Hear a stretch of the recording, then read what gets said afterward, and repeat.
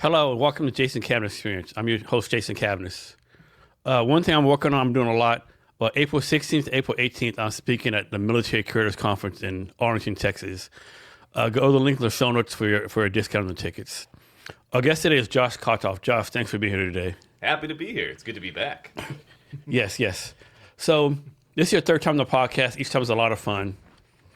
So quick recap how we connected way back in the day. It was through Snapchat.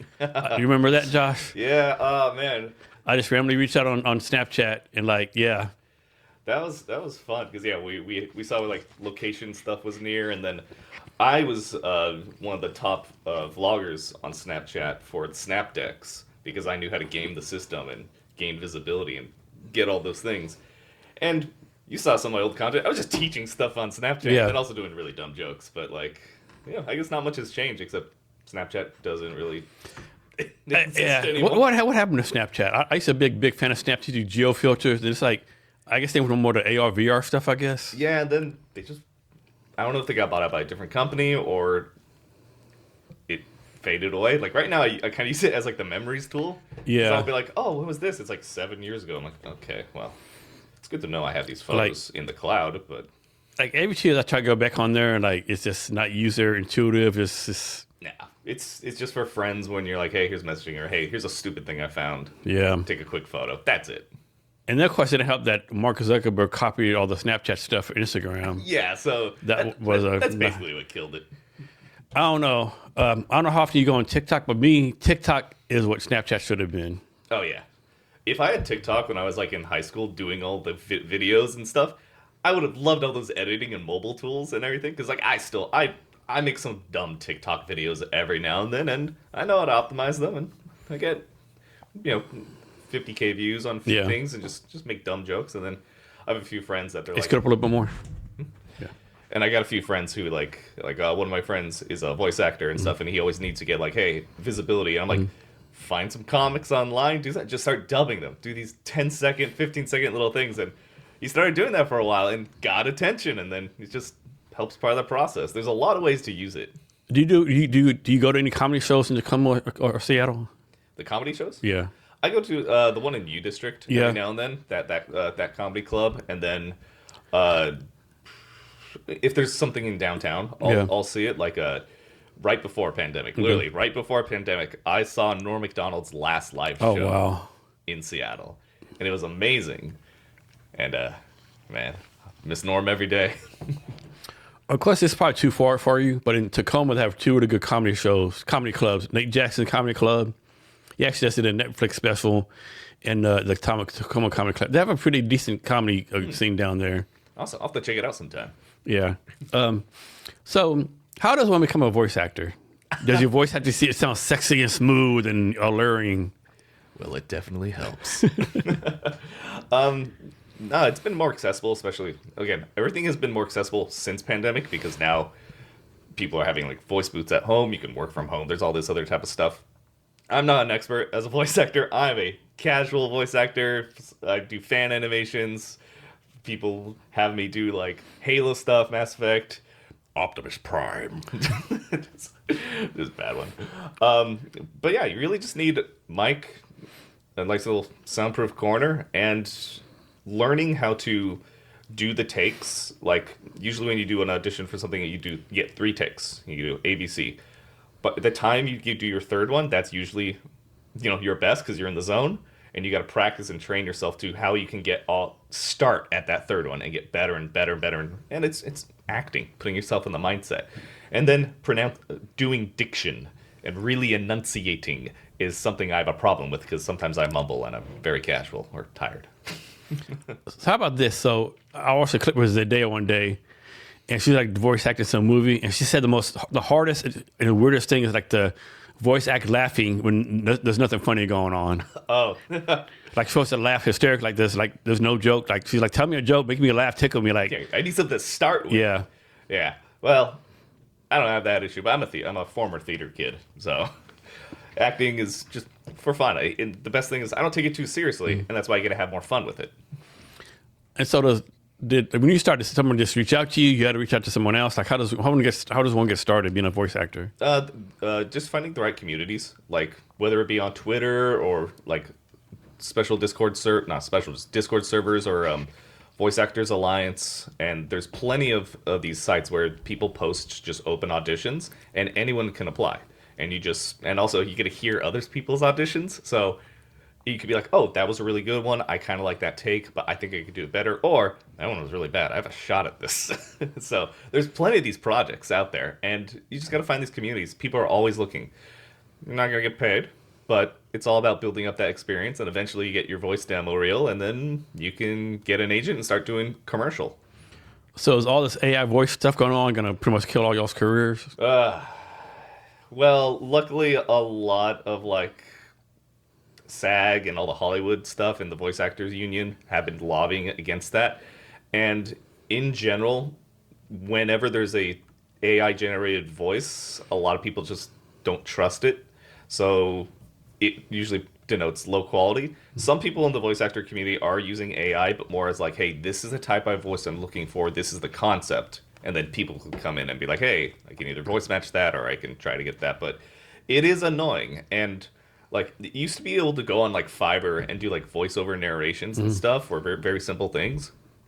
I did that before. Could make a few $100 just being like, hey, would they need this for like a student film, or hey, this guy has a small shop and he wants like this thing read or whatever. And now it's destroyed because it's just people are just using any AI voice to get through it, and it makes things sound cheaper. And I always want to keep people in the equation. Does the voice acting matter if it's like this animation movie, a regular movie, like Fortnite? Does that have to change anything? Or is voice acting just voice acting? It's just acting in general. So like video games and stuff, it's very fun because there could be like more royalties or contracts involved with that sometimes. I personally like commercial because you could either be like classic things on the radio, or my buddy Ian did a few announcements for things, and then it was just like playing in some grocery store in the Midwest, and he was like, "That's crazy! Some random town with this little franchise has me like narrating specials and like promoting their store." How about like, I know you see someone acting like in real life, you can see on the face like they're different emotions, like mad, angry, sad. Like, how do you portray that with just your voice? Well, there's still a lot of full body movements. When I'm in the booth, I am kind of flailing. You got to make sure I'm not wearing like squeaky clothes or like, you know, where they rub against each other. It is all just getting into that mindset and stuff. And like, there's a series that came out on Amazon that everyone's scrambling over called Has Been Hotel. And the writing's terrible, but the songs are good.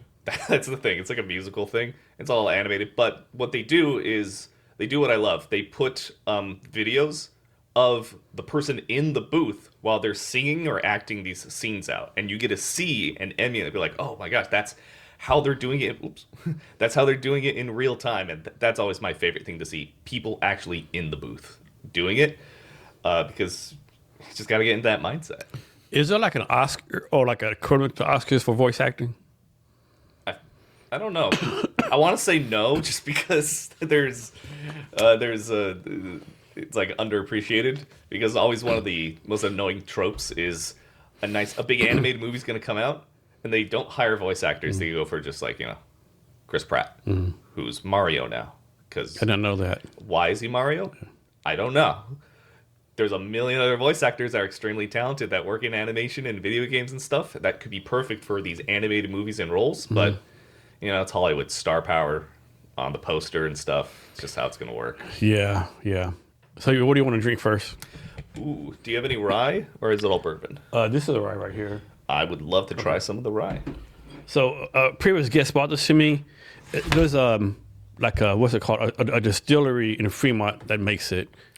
Oh, yeah, I've walked by that. Or stumbled past Yeah. it several times. Cool. Just any of these glasses? Yeah, any glass you want, yeah. Cool.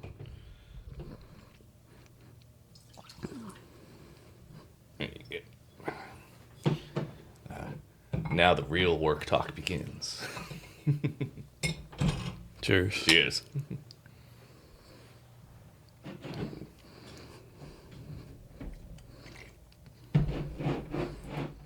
And one thing is funny how like different people like different bourbons. because I like this one from Fremont. I really don't like the Rebecca Creek. Rebecca Creek is from a town by my hometown, Beverly, Texas. But I don't really like that much. The guy who came to the podcast on Saturday, he was opposite, right? He didn't like this one, but he loved that one. So sweet. Yeah, amazingly, right? Yeah. Interesting. Usually I go for rye because I like the burn better and less sweet. Because like sometimes if I have a bourbon, I can just taste the sugar. Yeah. Like sometimes like my friend will be like, "Hey, I bought you Bullet," because I like Bullet rye. Yeah. And they get me the Bullet bourbon, and I'm like, "Well, that's gonna last me a month because Yeah. I'll have it." I'm like, "Oh." Yeah. But I'll have to bring you one of my bottles sometime. My favorite, High West Double Rye. Oh yeah, I like High West. Yeah. That What do you think about this one so far? It's sweet. It's got a good burn. Yeah. I don't like it. It's too sweet for you. Yeah. But it's whiskey. I'll drink it. Yeah. Yeah. So next, you're gonna have to tell a story of when you had your very first bourbon. So, I didn't have my first drink till I was about 24, 25. And gotta admit, the first time I had my drink, it's a pretty cool time. So, paying my way through like college and projects and, doing all that. I worked a lot in Hollywood. I did event lighting, event setups, all that type of stuff. So, one day we got hired for this birthday party event by some crazy rich lady in Beverly Hills. And that is the place where I met probably the most amount of celebrities I will ever meet. And I got signed on to that party because I don't like overreact or get starstruck, because you can't. If you're working these events and you see someone famous, you can't like run up to them and be like, "Oh, hey, I love all your things." They're like, "Who the hell's this guy? Don't let him work here ever again. He's bothering people." So we were setting up for this birthday party, and they were like, "All right, well, now you can enjoy the party." And I'm like, "Oh, we don't have to leave? Cool. All right." And I met so many celebrities there. We got a noise complaint from Eddie Murphy next door and stuff. But I found myself at a table sitting with Eric Idle and Drew Carey. And then Drew Carey came over with just a bunch of drinks. And he's like, "You're over 21, right?" I'm like, "Yeah." He's like, "Here you go." And it was like American West, something. They had like some sponsored like bourbon whiskey. And yeah, so Drew Carey gave me my first whiskey. That's a damn good story. Damn, it's funny. You are 21, aren't you? Yeah, You must have looked really, really young. I still get carded. I got the baby face. I'm just now puffier. Yeah. But that's the winter weight. Now that the winter is starting to end, I could go back outside and go back to the gym and start running. So I think I pulled this from your LinkedIn or somewhere a couple of months ago. I don't remember when, but you wrote something that said, it may have been the way last over, but basically you wrote, "This was not my favorite year. I'm bad at posting the recaps of the good adventures." Why do you think you struggle with posting good stuff about yourself? Because I criticize myself too much on how I could be doing things better or how I should have done this a certain way. And I think that was on my Facebook probably. I don't know. But at the end of every month, as I do my reports, as I start doing my yearly compilations of hey, this is how much I did on YouTube, this is all the stuff I did, it's I can look back and see I can shake off the imposter syndrome for a bit. So it's just something I need to work on. But it's also because right now I just don't have an office. I'm just working from my home, and if I want to talk to people, I got to go outside. I don't got coworkers, and if I do, they're on a Zoom call screen, and they're not exactly my friends. So it's just getting more perspective and just being able to train myself and just get out of my head like that. But I've done it before, and it's just like anything, it's a muscle. You just need to flex and train. So how many clients do you have right now, if you can tell us that, estimated number?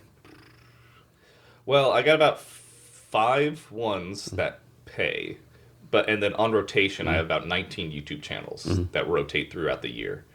And because in general, I oversee roughly 15 million views across multiple channels on YouTube, and we're always experimenting. These are channels that are all sorts. We got gaming, sports. I put in a pitch. I might be working on a sports betting channel that's coming up because it's tricky because they're gambling content's allowed on YouTube, but there's very strict rules on how to position it and the wording, and there's a lot of legal issues, and everything that's going to be there has to be vetted by the their lawyers to make sure, like, hey, you're not making claims, but also we can't incentivize anything on YouTube. And like, so crafting a strategy for that, I put in a bid for them. I'm excited to hear back, and we'll see. And then there's a bunch of entrepreneur channels. Gaming channels are kind of my favorite just because I don't get to play games as much as I want to anymore. So they get to play the games. I'm like, oh, okay, that looks pretty cool. I get to live through them for that. So off subjects, you know how that one young lady out of Oakland, California, I think her name's Alyssa Liu, won like the ice skating female gold medal. Oh, yeah? And I saw, guess she just randomly put on Instagram, I would love to have a Fortnite skin. That same day, Fortnite had a fucking skin for her ass. I love that. Like, goddamn right. Me and my friends have a slightly unhealthy relationship with Fortnite. Yeah. Because, like, you know, we all thought we were going to live next to each other. Now we're scattered across the country. And Fortnite is just one of those games where, you know, we don't always have the most time to get together and game. We got time zone differences. One of them has a kid now, all that type of stuff. So, like, once every other week, we get to find ourselves all online, and we're like, let's just play Fortnite. Because, you know, 10-minute matches, we just have a few drinks, we put on too many skins that we own and do bad voice impressions of those characters, and then we just laugh and just have a great time. Do you do anything like with Twitch or Kick or anything else, or is it only YouTube? I do a lot of Twitch on the side. So like, but we haven't done that in a while, just because we need to redo our setup. Because we're all playing remote. So like, if my internet's the bad one, it's gonna affect all three of our streams or anything like that. But I got a lot of content that's backlogged, and I have probably about 20 episodes of gaming content cut down from 4 hours to 20 minutes for episodes of just us dicking around and stuff. And the hardest thing is us just picking what name we're gonna do, because everyone always goes, Josh, why don't you have your own YouTube channel? I'm like, because I manage them and I know how much work it is. I don't want to do all that. So this is just for fun, casual stuff, and we enjoy it when we stream because people actually tune into us every now and then. We get decent numbers, sometimes 50, and we're like, okay, that's a lot of people. And it's because we're not always on. We're not staring at the chat going, hi, yeah, welcome. Oh, yeah, we're going to play this game. No. If you tune into our streams, it's like you're coming in and just sitting on the couch with us. We're just complaining about work. We're complaining about things, making fun of each other, creating new inside jokes, being slightly racist online. You know, all the just hanging out. Yeah. And that's what it should feel like. That's why like the best podcasts are like that. It's Yeah. just people talking, having fun. So I think with content, I think some people have a problem not enough content, right? Obviously, make more content. Well, what about people that have way, way too much content, right? Like, even if they post, there's no way they can post it all, right? Like, what is your advice for those people? Because I think some people are like, oh, I have 100 pieces of content. I got to push it all out, right? So how, but maybe it's not best to push it all out, right? Like, how do you advise people about too much content? Well, it's all about posting smart and building out an inventory and a schedule. Because if you have a lot of content, that's great. You could have too much, and then at the point you're going quantity over quality. So, and it's all about pacing too. I saw you posted 120 shorts in like the past, 3 months? Yeah. It's too much. Too much, okay. That's too much. Okay. Because at a certain point, you're cannibalizing your own views. Yeah. At tops, we do 3 a day. Okay. We do 3 a day, and that means last year, well, we kicked it up last year because last year, so like, I got my biggest achievement now, most views I've ever done so far last year. And that was on tops. I got them 182 million views. Yeah. And that was fun. And not all of that just came from shorts. Our long form videos did really good too. But it was because there was a very specific thing happening. When the TikTok ban was threatened several times throughout the last year, YouTube saw that opportunity. They juiced the shorts algorithm. They did an overhaul, and they made it a lot easier to be discovered. And during that time, even still today, shorts were able to take off a lot faster. And like for yours, you were just posting too much. Okay. So like 2 a day is fine. Okay. My problem is I can't decide what not to post. Like, man, that's good. That's good. You know, that person says something cool, you know? Yeah. And like when it comes to shorts, it's tough because on regular videos, you got 5 to 30 seconds to like sell your point, do your hook, all that type of stuff. In shorts, you got to. Yeah. You got to. My thumb's right there. Everyone has ADHD now scrolling on there. If someone, they call it the millennial pause. If they do a video and it goes, they lost you already. You're done. So it's always, that's why like Twitch streamers and stuff, they cut to the middle of the action, the middle of a quote, explosion if they're playing a game, something like that. And what's really annoying with shorts on YouTube though is the thumbnail design, because you can't upload a custom thumbnail for shorts, but you can select a frame. But that also means if you want to make a custom thumbnail, you get that, but you insert it at the end of the video as one frame, and then you can select that frame as the cover. Or if you're going through your videos and like you want it to land on a text that's like engaging or something like that, you can select that frame as the cover. The problem is with shorts, you can only do that on mobile. You can't do it on the back end. You have to go through your phone, click the button, then click select frame. But for some reason, it's not available for all shorts. Just whatever YouTube goes, yeah, we process this one, it's fine. You can change it if you want.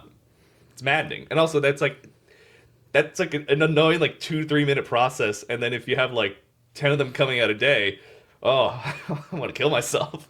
And how many people know that? Like, of course you know because that's your job. But most random people are not going to know that. Most people I tell, they don't even know. Half the YouTubers I work with, I'm like, yeah, you can do this. Like, why? Wait, how? You can? And also, that's stupid. I'm like, I know.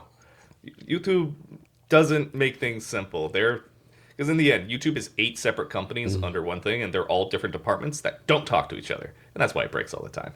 So any product they release is usually half-baked, and we'll be lucky if it gets polished. So what are the industries that you do YouTube channels for? I know you said gaming and some other stuff. I'll do anything. But what are you doing right now? Sports, gaming, education. And so what's the industry you're not doing right now, but you want to do? I think I want to get back into the science channels because those were really fun. I worked with Vsauce too for about 2 years, and then they started a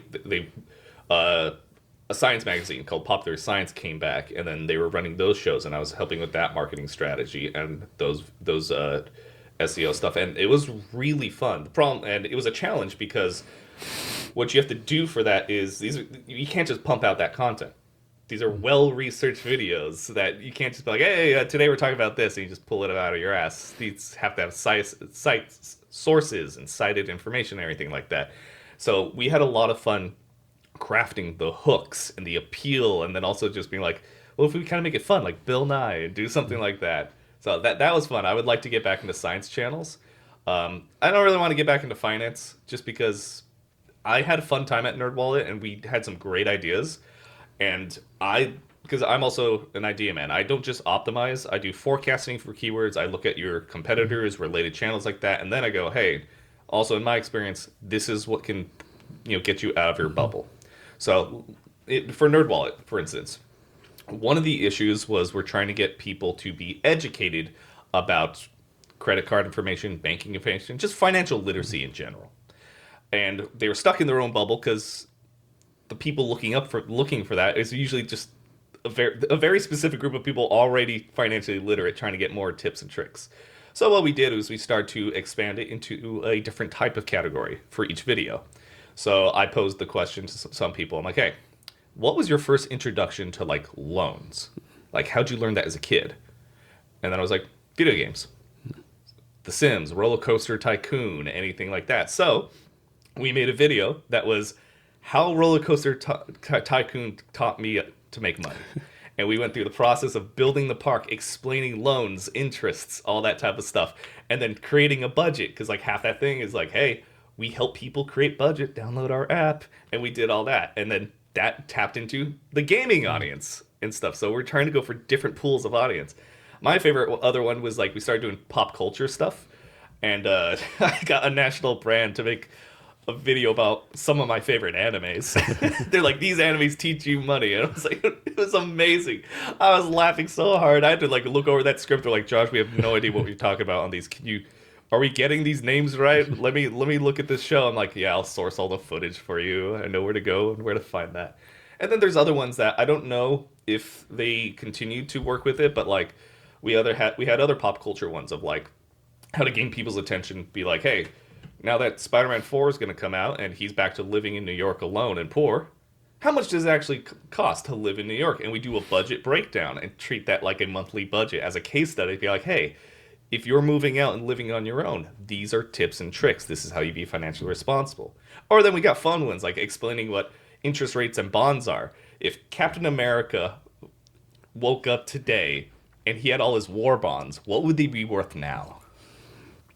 A lot. Yeah. So like From World War II, whatever it was. Yeah. yeah, so we have all these fun ideas, and no matter what type of channel you are, you can always branch out and reframe some of your content with a different packaging to reach new audiences.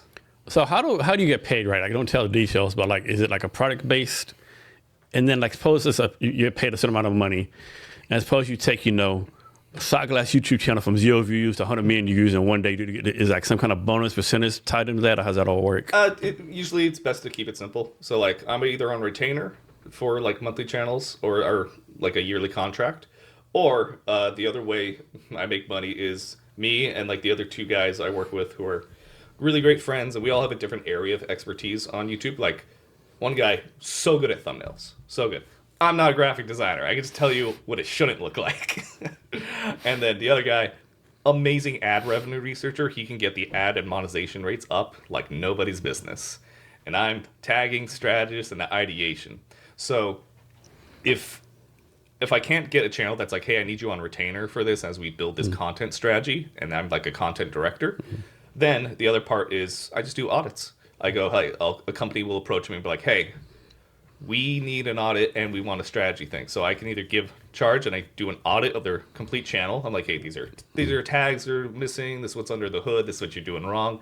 Or the more expensive, more profitable option is content packaging. We go through and we create like a whole pitch deck, a slide, and a whole like 60-page like document that's like, these are content ideas that can work for you. This is how we would phrase it. This is how we do it. Here's examples of thumbnails. Here's templates we made for you. And then we deliver that. So I can't remember where I heard this at, but someone was talking about Mr. Beast, and they're like, hey, Mr. Beast spends like $150,000 per thumbnail, right? I think most people are like, man, first of all, I'm not Mr. Beast. I can't spend this amount of money. But how do like, okay, like not compete with Mr. Beast, but like, man, like it's just me by myself. I don't have the time for thumbnails, but thumbnails are so important. You got to do it, right? Like, how do you like work through all that? So that's where all the A/B testing comes in, because right now YouTube does two things. You can A/B test titles and thumbnails. Don't test titles. Just don't do it. Everyone's already used to like going on Netflix and seeing the cover of their show change because there's like 4 different covers. Like, that's normal.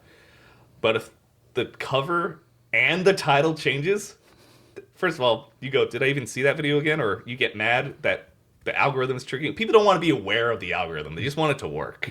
So in your thumbnails, that should be where all the testing is. Perfect world.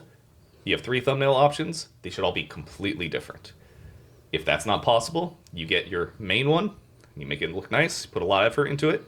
And then you work on placement. You do colors, places, title and text, and expressions. That's it.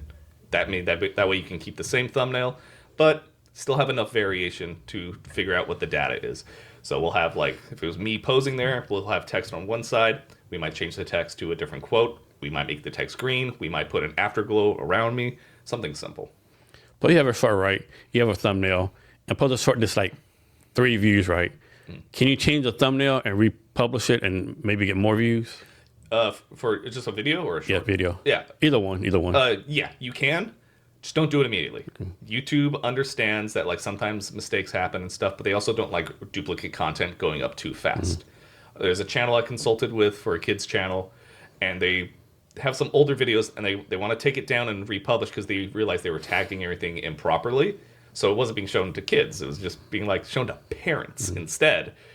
And the money is getting to the kids part of the channel because kids will watch it endlessly on loop. And it's a lot of watch time. That's where all the money comes from. So there's a podcast out there. It's like on Apple iTunes or Apple Podcasts, you want to call it. There's like 4 million podcasts on there. But half of those didn't make it to episode 10, right? So out of the 4 million podcasts, only like maybe 1 million actually active right now, right? It's kind of the same thing with YouTube. Everyone started a YouTube channel back today, and they can kind of quit, and then like that.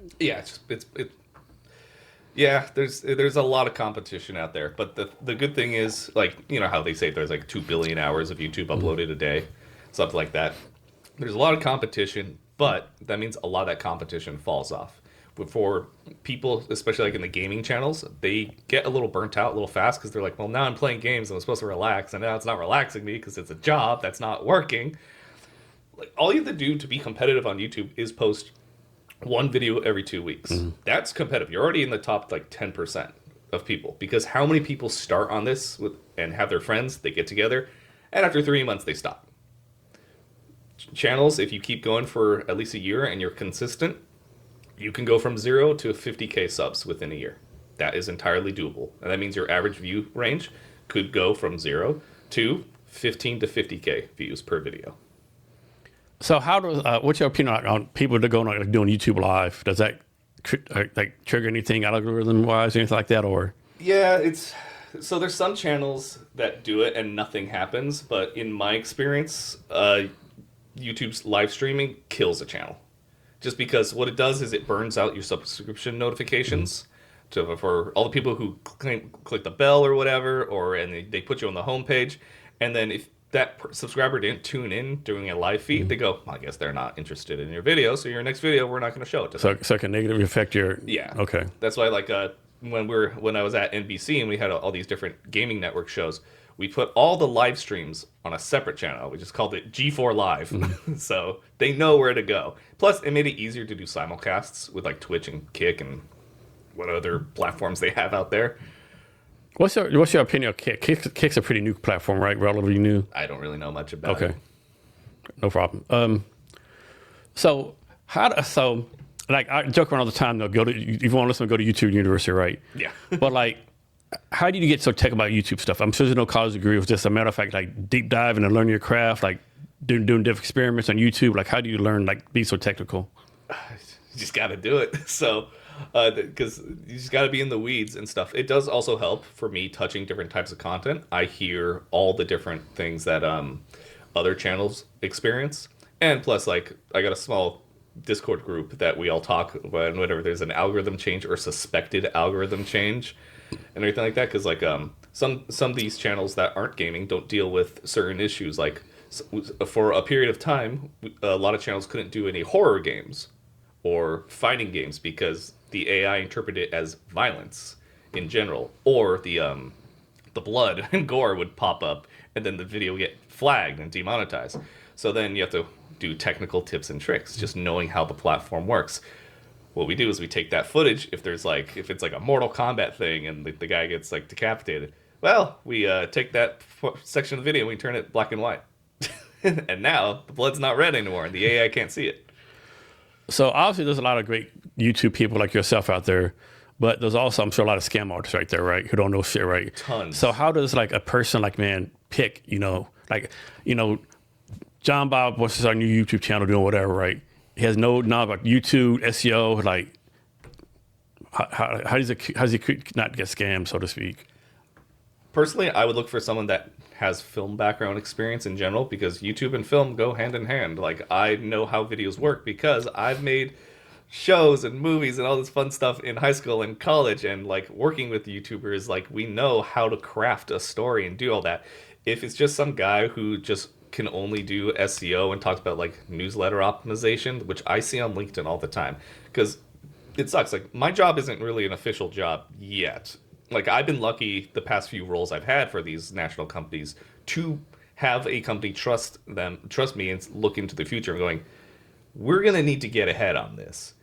But anytime on LinkedIn, I just see people posting like YouTube hacks or anything like that, I will immediately block them and stuff. So they give us a bad name, and I should probably get more aggressive on LinkedIn trying to post my teachings and stuff, because you've seen my posts on Snapchat and on Instagram. I treat it like a business. I'm just always giving tips and tricks, showing people things underneath the hood, and I'm qualifying my expertise that way. Plus, I just want to add value to it, because if you're looking for a YouTube person, you need to find someone that can educate you, not just sell on you. Because if I can't educate you and let you understand what I'm trying to do, you're not going to see the value in what I'm doing, and then I'm just disposable marketing at that point. Yeah, for me, at least once a day, twice a day, either on LinkedIn or email or somewhere. Hey, Jason, it's our YouTube channel. Here's a free audit. from some dude from Bangladesh or India or Yep. Malaysia. It's always Indian bots. It's like, man, it's like, I don't know you, right? It's like, Yeah. I'm not giving my YouTube channel to some random dude, right? Yeah. Oh, so you can scrape all my data? Yeah, Sure. it's like, I'm not doing it right. It's like, yeah. But every day, like, it's just, and always from like one of those type of countries, like third world countries, like, and it's never had a website, Yeah. It's always some broken English dude speaking. It's like, it's never someone from San Antonio, Texas with a website with 30 references and nothing like that.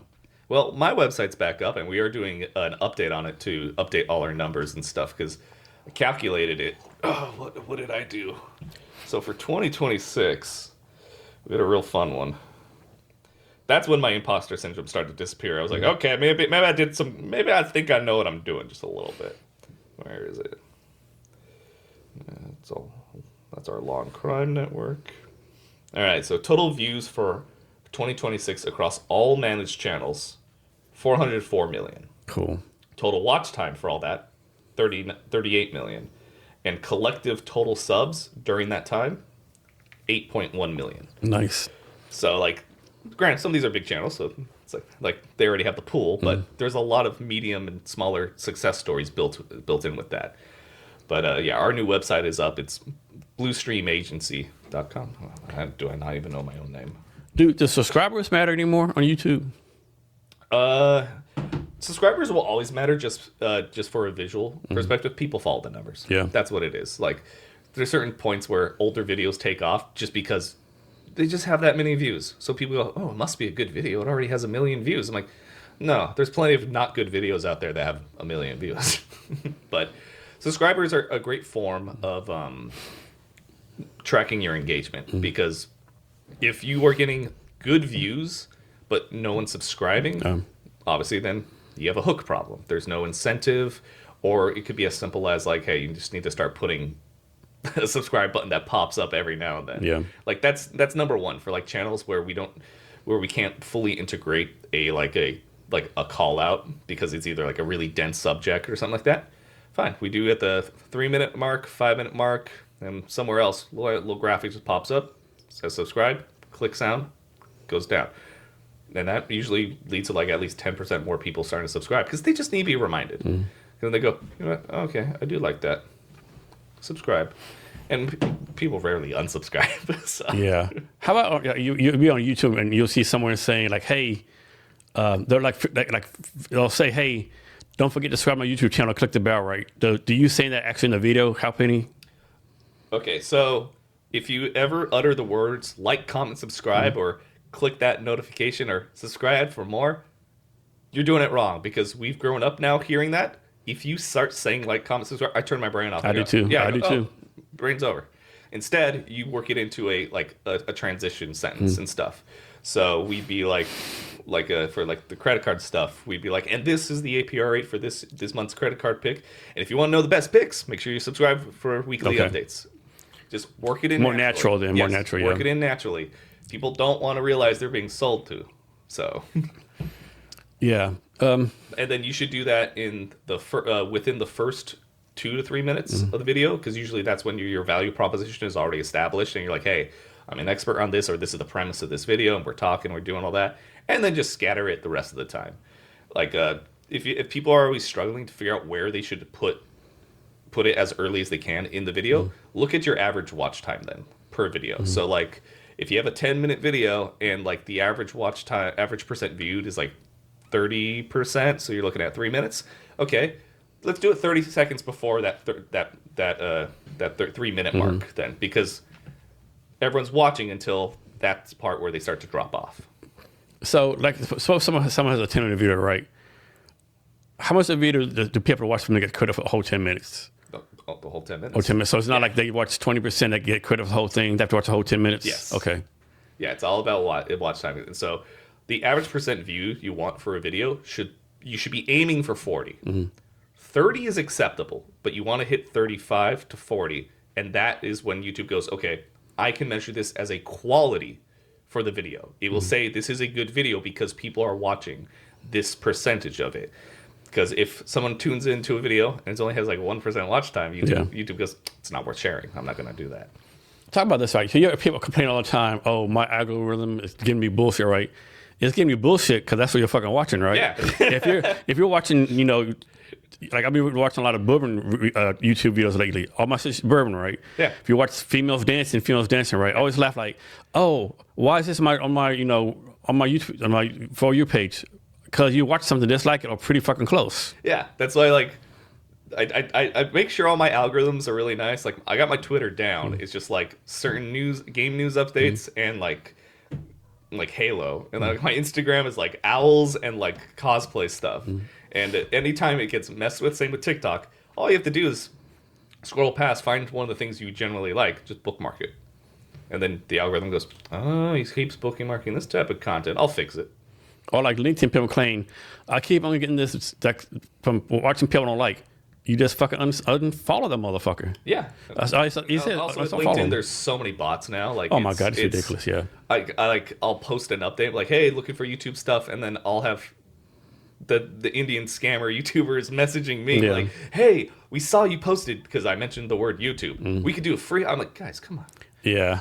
Don't reach out with me with a bot. Yeah. Like, I talk to plenty of recruiters on LinkedIn and stuff, and because I make friends with a lot of recruiters, because they're like, yeah, we get questions about YouTube, and we just don't know anyone who does that. And then I'm like, hi, I'm here, I'm reliable. And they're like, oh, you actually explain stuff, great.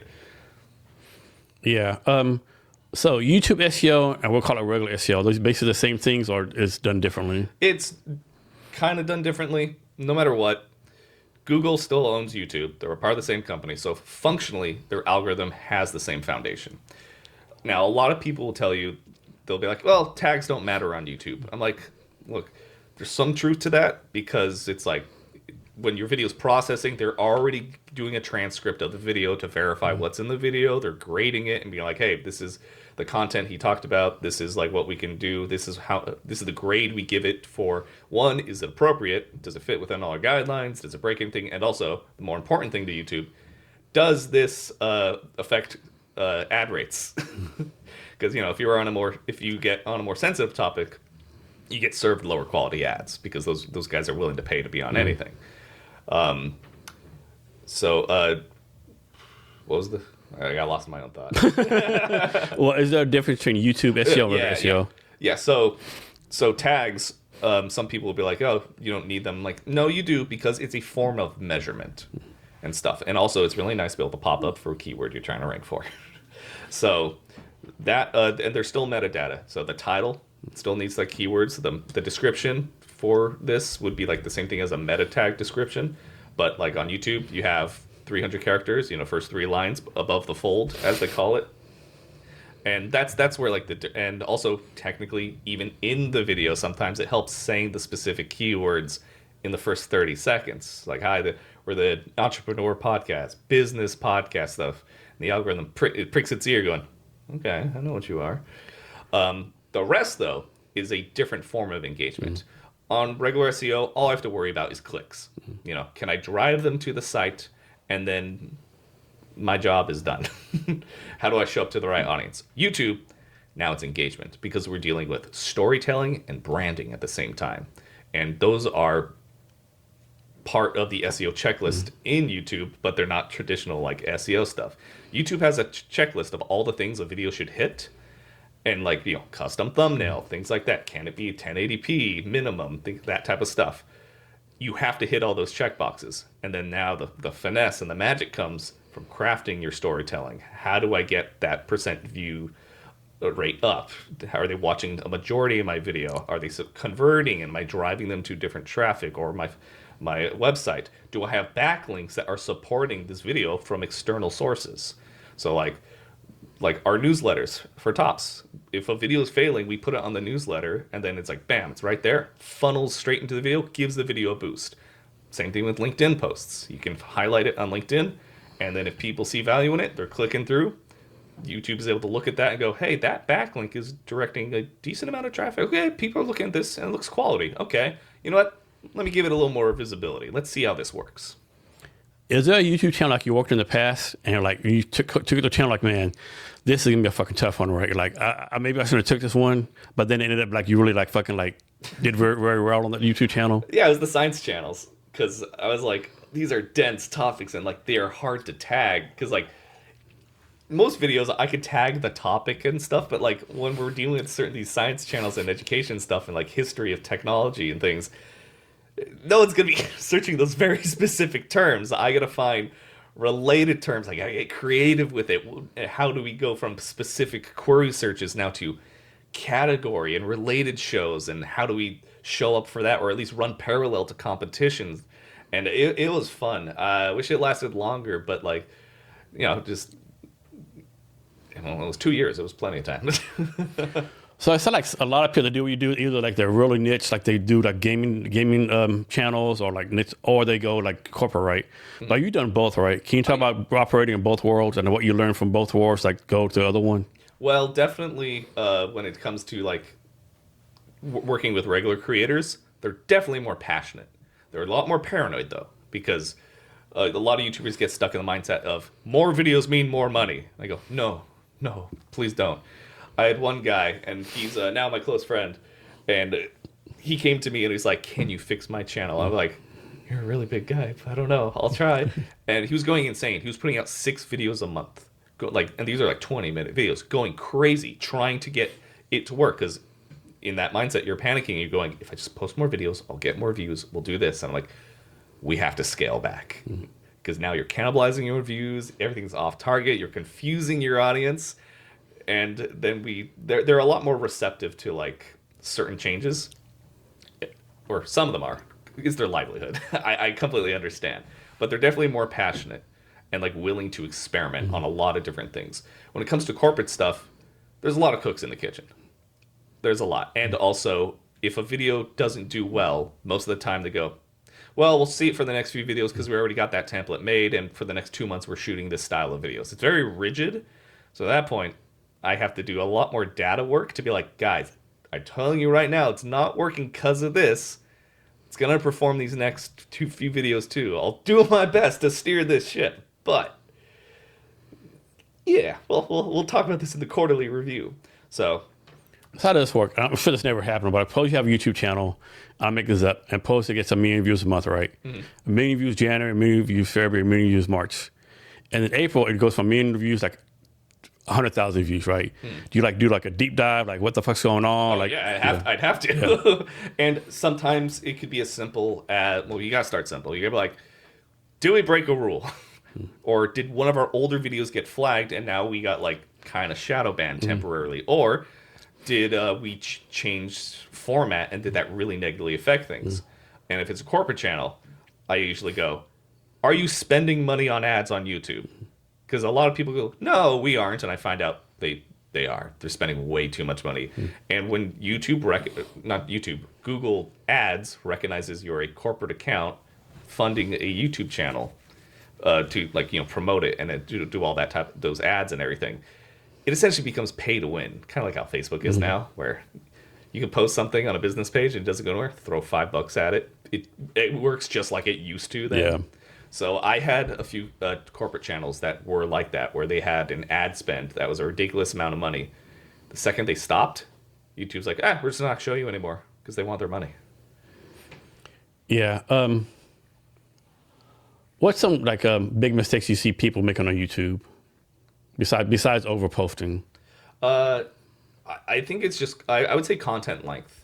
Because you have to balance between your intro hook and get your value proposition out there and all that, and then your length. Because some people are like, "Well, I see 3-hour videos posted all the time." I'm like, "Yeah, but that works for their audience." Because you have to also have to understand what you create is also a barrier entry for people.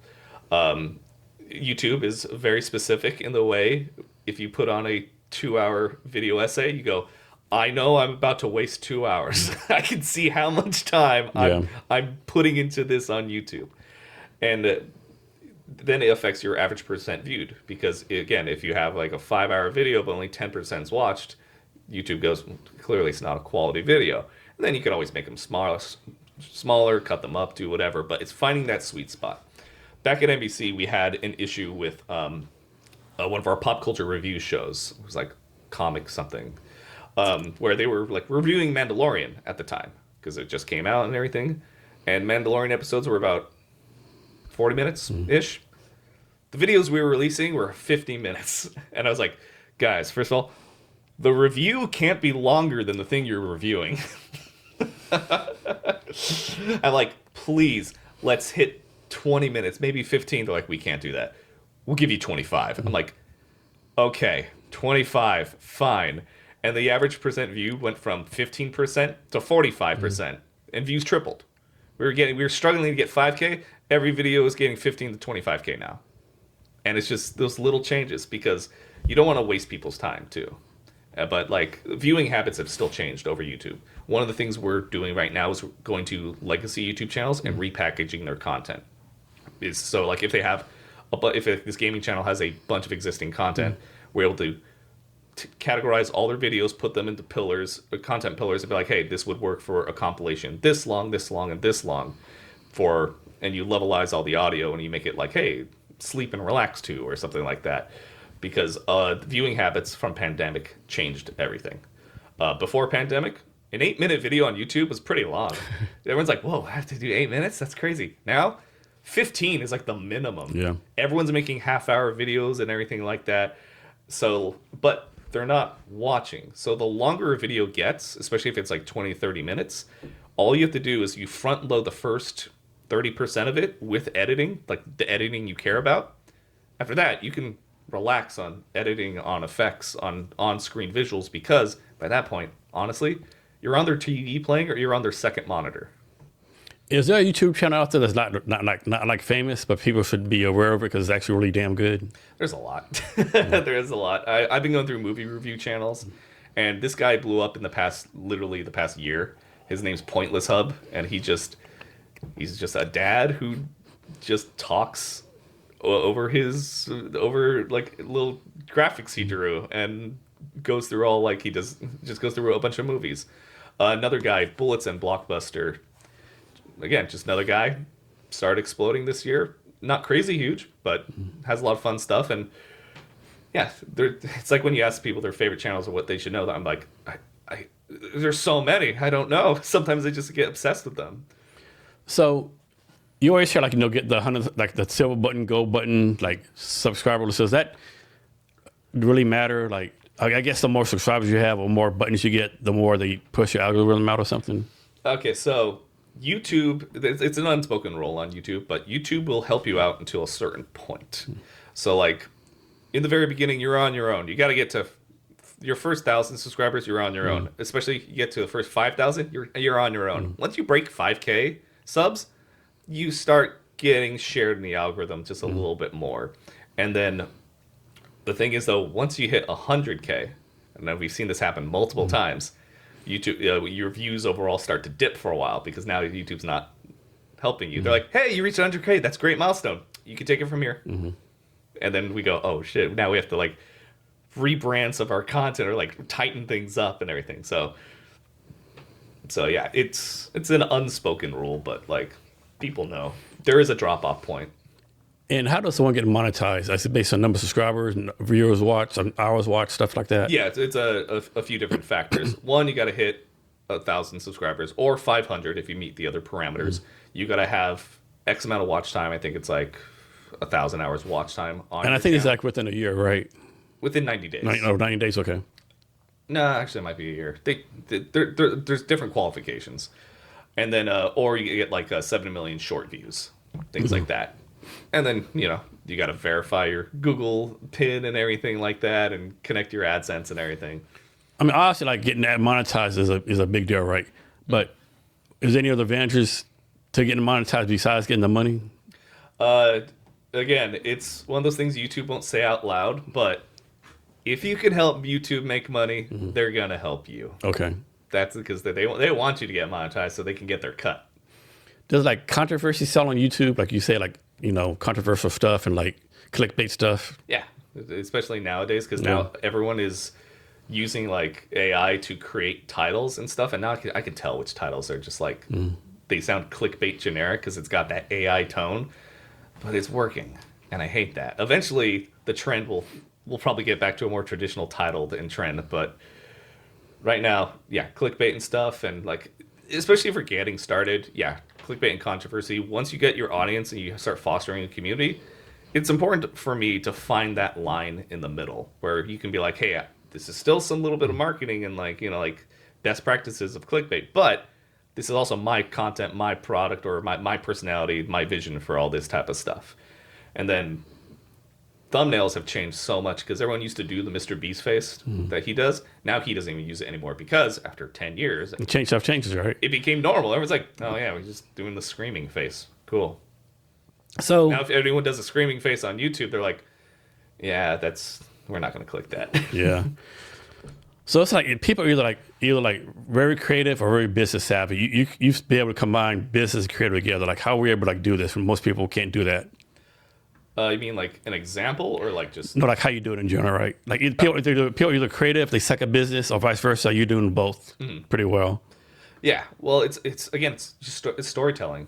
Whether I'm talking to a YouTuber who wants to make a cool video idea or something ridiculous, or if I'm talking to board members and they need me to justify my ideas with numbers and look for the points they're looking for, it's all about the storytelling and educating. That's what I'm doing, no matter what. It's going to be the same process. So obviously YouTube pulls all the numbers from within I guess it's some kind of internal YouTube database. But like, does this get like updated like daily, like weekly, monthly? Like, how's the actual database work? So SEO has seasons on Google. So like there's like the major update that usually happens every May. And then towards the end of the year is when they roll out some like test changes, because in January they want to see like how those changes happen, what affected. And then the first quarter for like regular SEO is a little weird because, like, you know, new year, here's some rules. We're not going to tell you what the rules are, but things are changing. And then they collect their data, and then in like May they update it. They're like, all right, these are the notes. This is what we're moving to focusing on this year, because they can't tell you in the beginning, otherwise everyone's going to take advantage of it. YouTube does large announcements. Usually it's tied to a feature or breaking news type of stuff. Like, again, when pandemic came out, they retooled all their audio processing. So if people were mentioning medical terms, COVID, anything like that, then they're like, okay, we're going to flag this. We're going to suppress this because misinformation or whatever. So YouTube does do like several content algorithm updates per year, but it's more of like behavior. The average user is not going to really notice it, but it usually lines up with some sort of product or feature release. Like the newest beta for their latest tool is called Quizzes. I think only only a limited number of channels are getting it. Several of my channels have it, and we're playing around with it. So it's kind of like bringing back annotations. While someone's watching a video, at a certain point, you can pose a question, and it gives them an option, like a poll, and then that's supposed to create even more engagement. Now they have to create a whole new metric system in the back end to be like, oh yeah, this is where they clicked from, and they all did all this. It's really cool, and I like that update, but we're going to see if it's even going to work, because no one's going to rush to their phone or their TV to be like, I got to answer the quiz right now. I'm like, no, I'm watching this. I already know what that is. Or maybe they'll answer it mentally in their head, something like that. Or it's like, iCards. YouTube still requires you to put iCards. The cards, not the end screen. Yeah. Because it's part of the checklist. No one clicks those. Yeah. I've never clicked on one.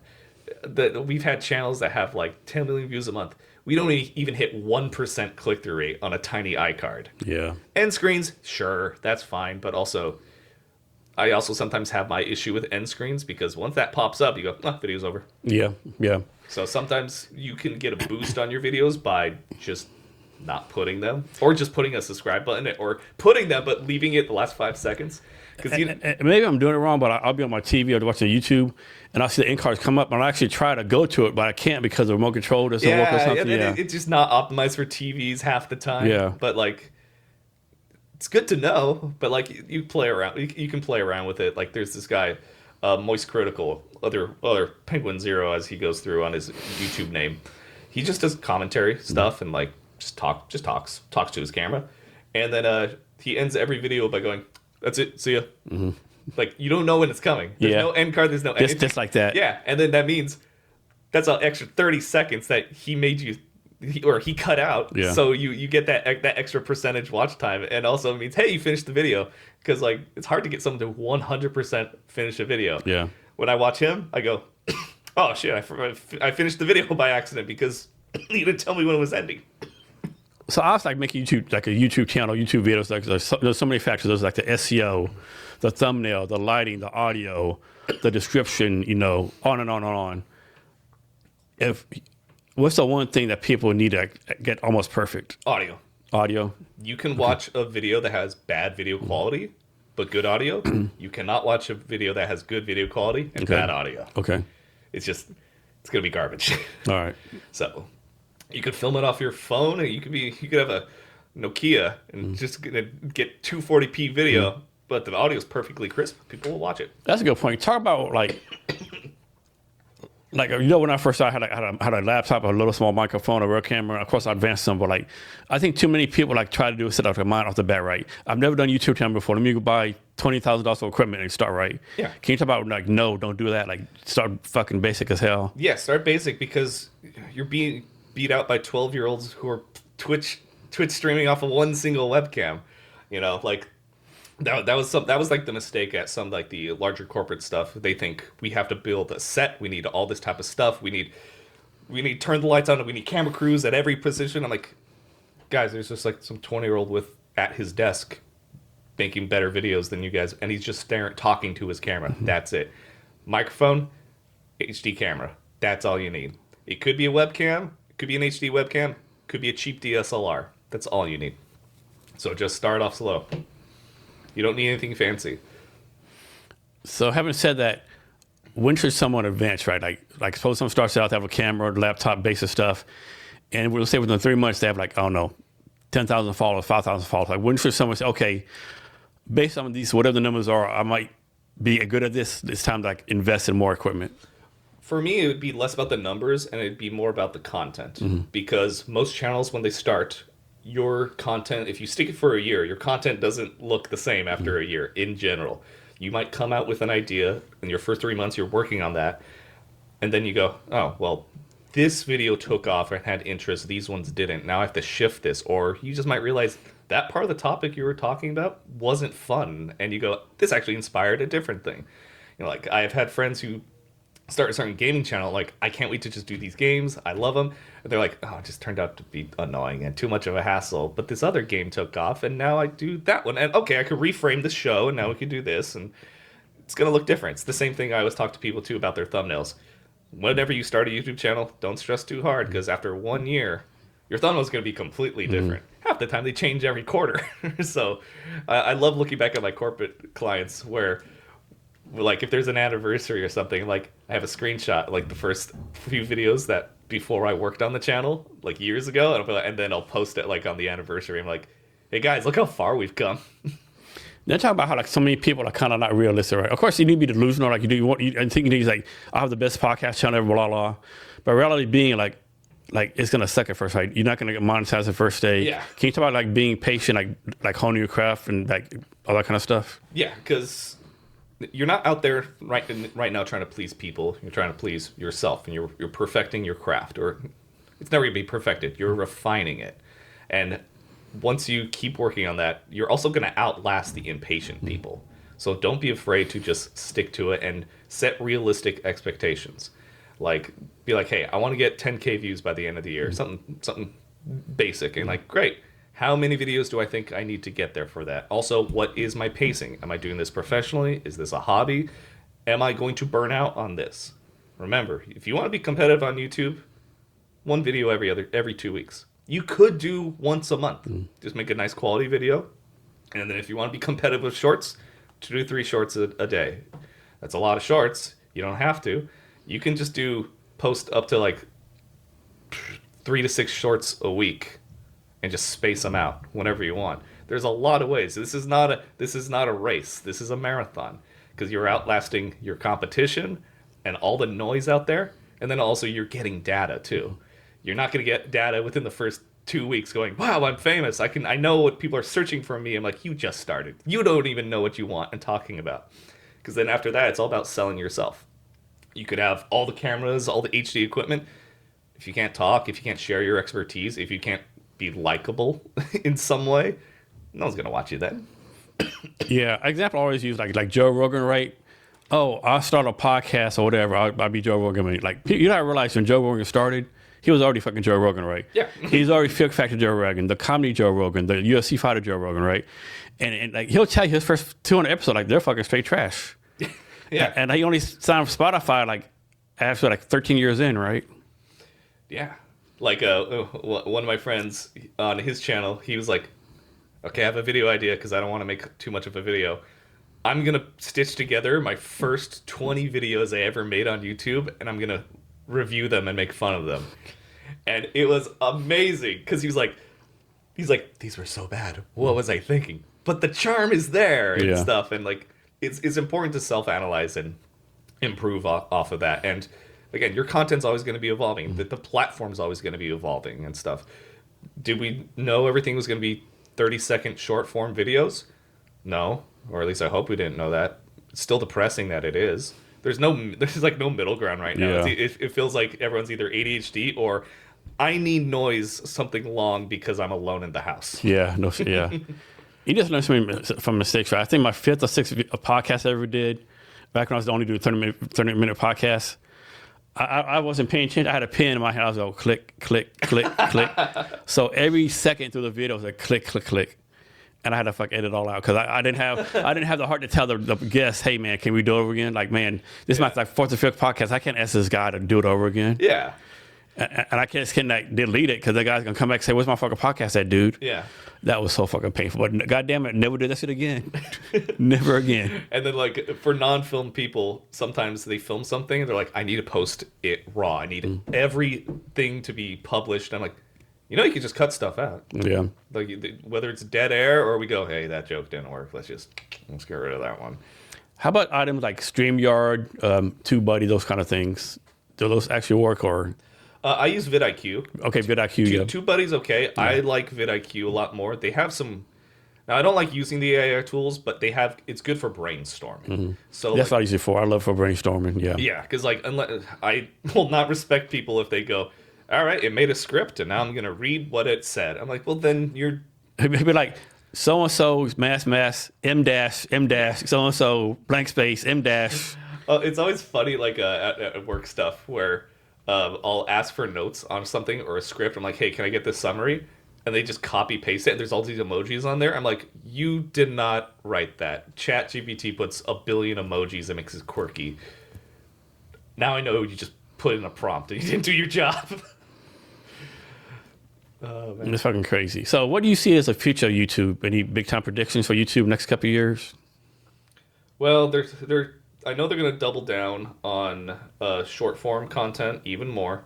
They're adding a bunch more editor features and AI video effect features. What that looks like, I don't know yet, but they are using the next major optimization is going to be AI editing tools in the back end, because the back end for YouTube editing sucks because you're meant to upload a finished video. So when something goes wrong, that's why they have that tool, so you can cut or mute something. Like, you get copyrighted, or a scene was flagged, or copyright material was flagged, or you showed too long of a movie trailer in your thing, or source some footage. Then you could go out and you can trim it or mute it and whatever. But now they're going to be adding... I don't even know why. They keep just saying video AI editing tools. I'm like, that could mean anything. That could mean like... It does backgrounds. It does automatic green screen for you. Does it add people? Does it take away? Does it identify logos and clothing brand or merch that's in the video itself? And now they serve ads based on what's in the video that you're watching? I don't know. So let's suppose, I'll make this up, of course, someone had a pretty good YouTube channel from like, we'll say 2018 to 2021. Like pretty decent, right? Making some ad money, like this, all the metrics like pretty decent, right? And for a reason they stopped, right? They got a full-time job or they're tired of it. And like today, like, you know what? I had a lot of fun doing that. I want to do it again. So like start over or restart the old YouTube channel. It depends on the content. If you're doing the same exact content and you already have a base, yeah, you just got to wake that channel up. There's YouTubers I know, they take a year or two break. They're like, well, just had a kid, can't film videos with this, and also everything's going crazy.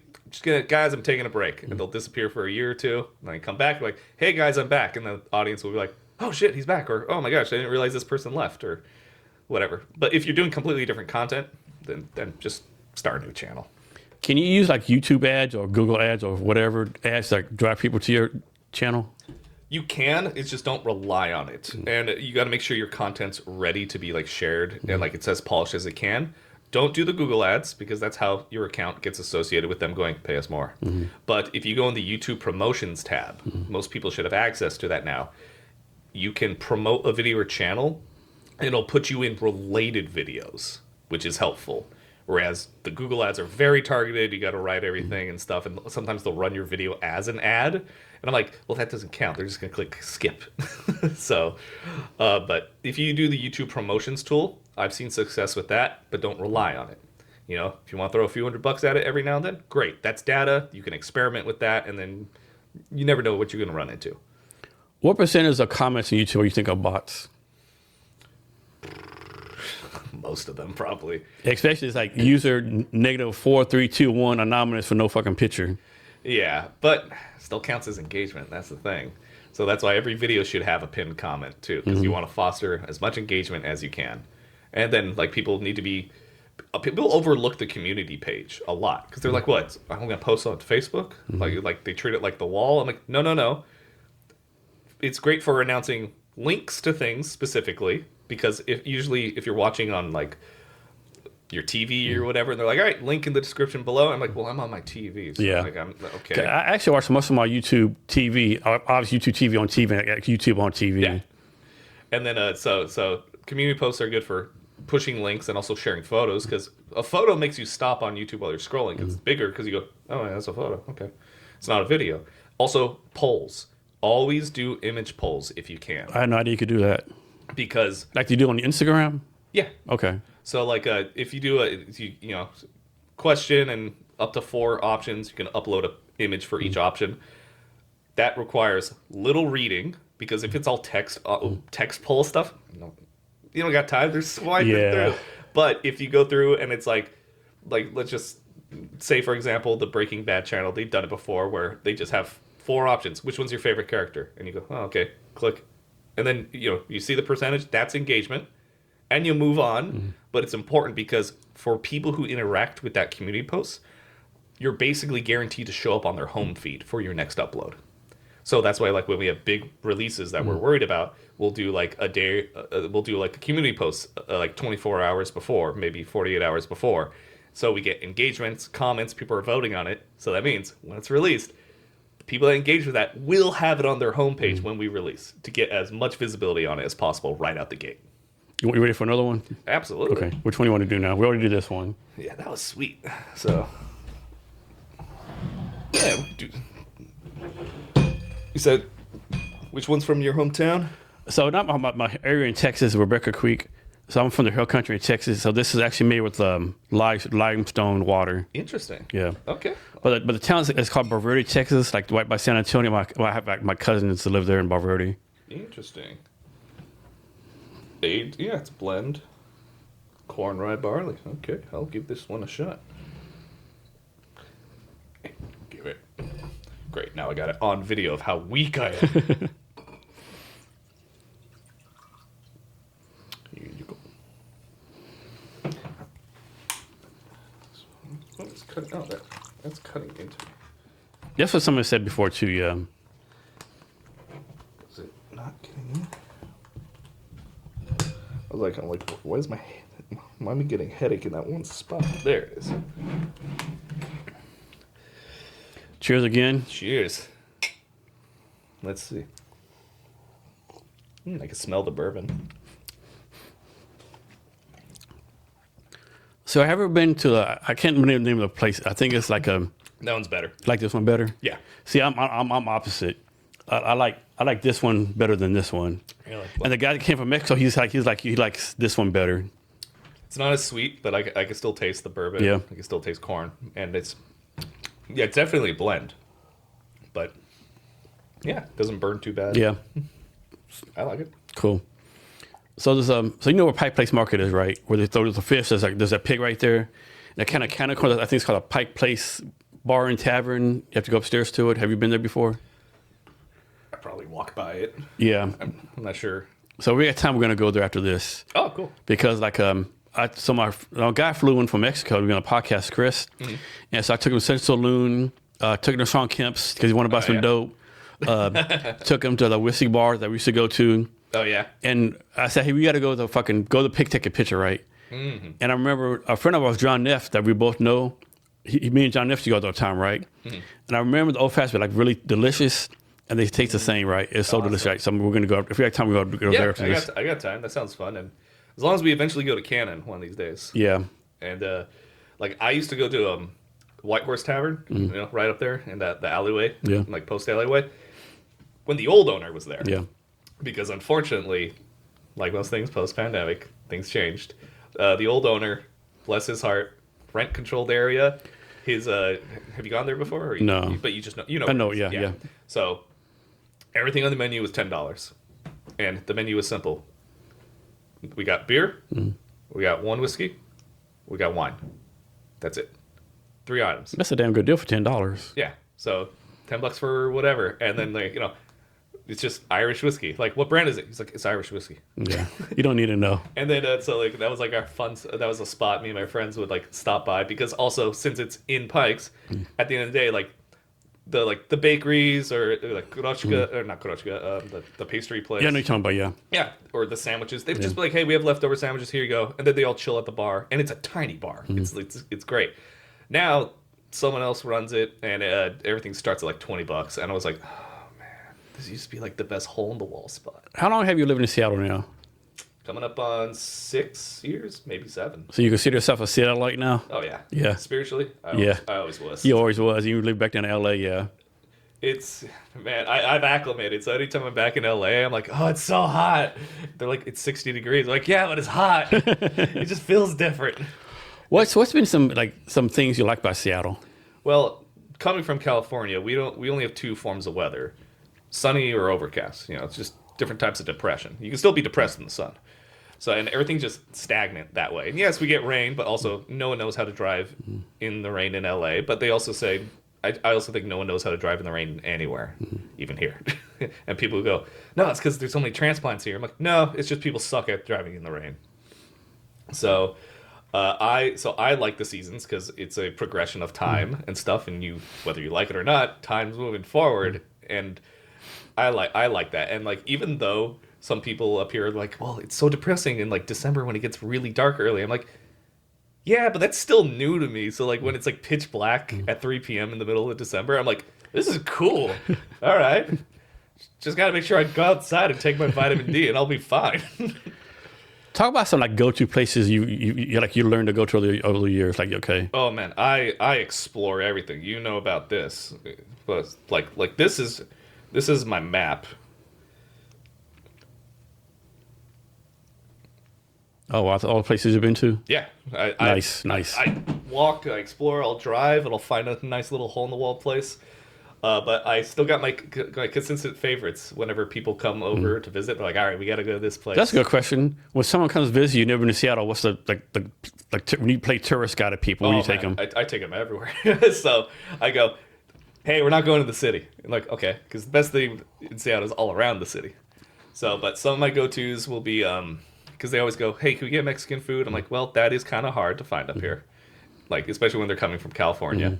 But Cafe Agua Verde is pretty good in U District. They make their own corn tortillas and everything. They use the Oaxacana cheese, and they make really good beans and stuff. Like, my Mexican friend goes there every now and then. He goes, beans are good. Okay, cool. My personal thing, Triangle Spirits in Fremont, best fried chicken ever.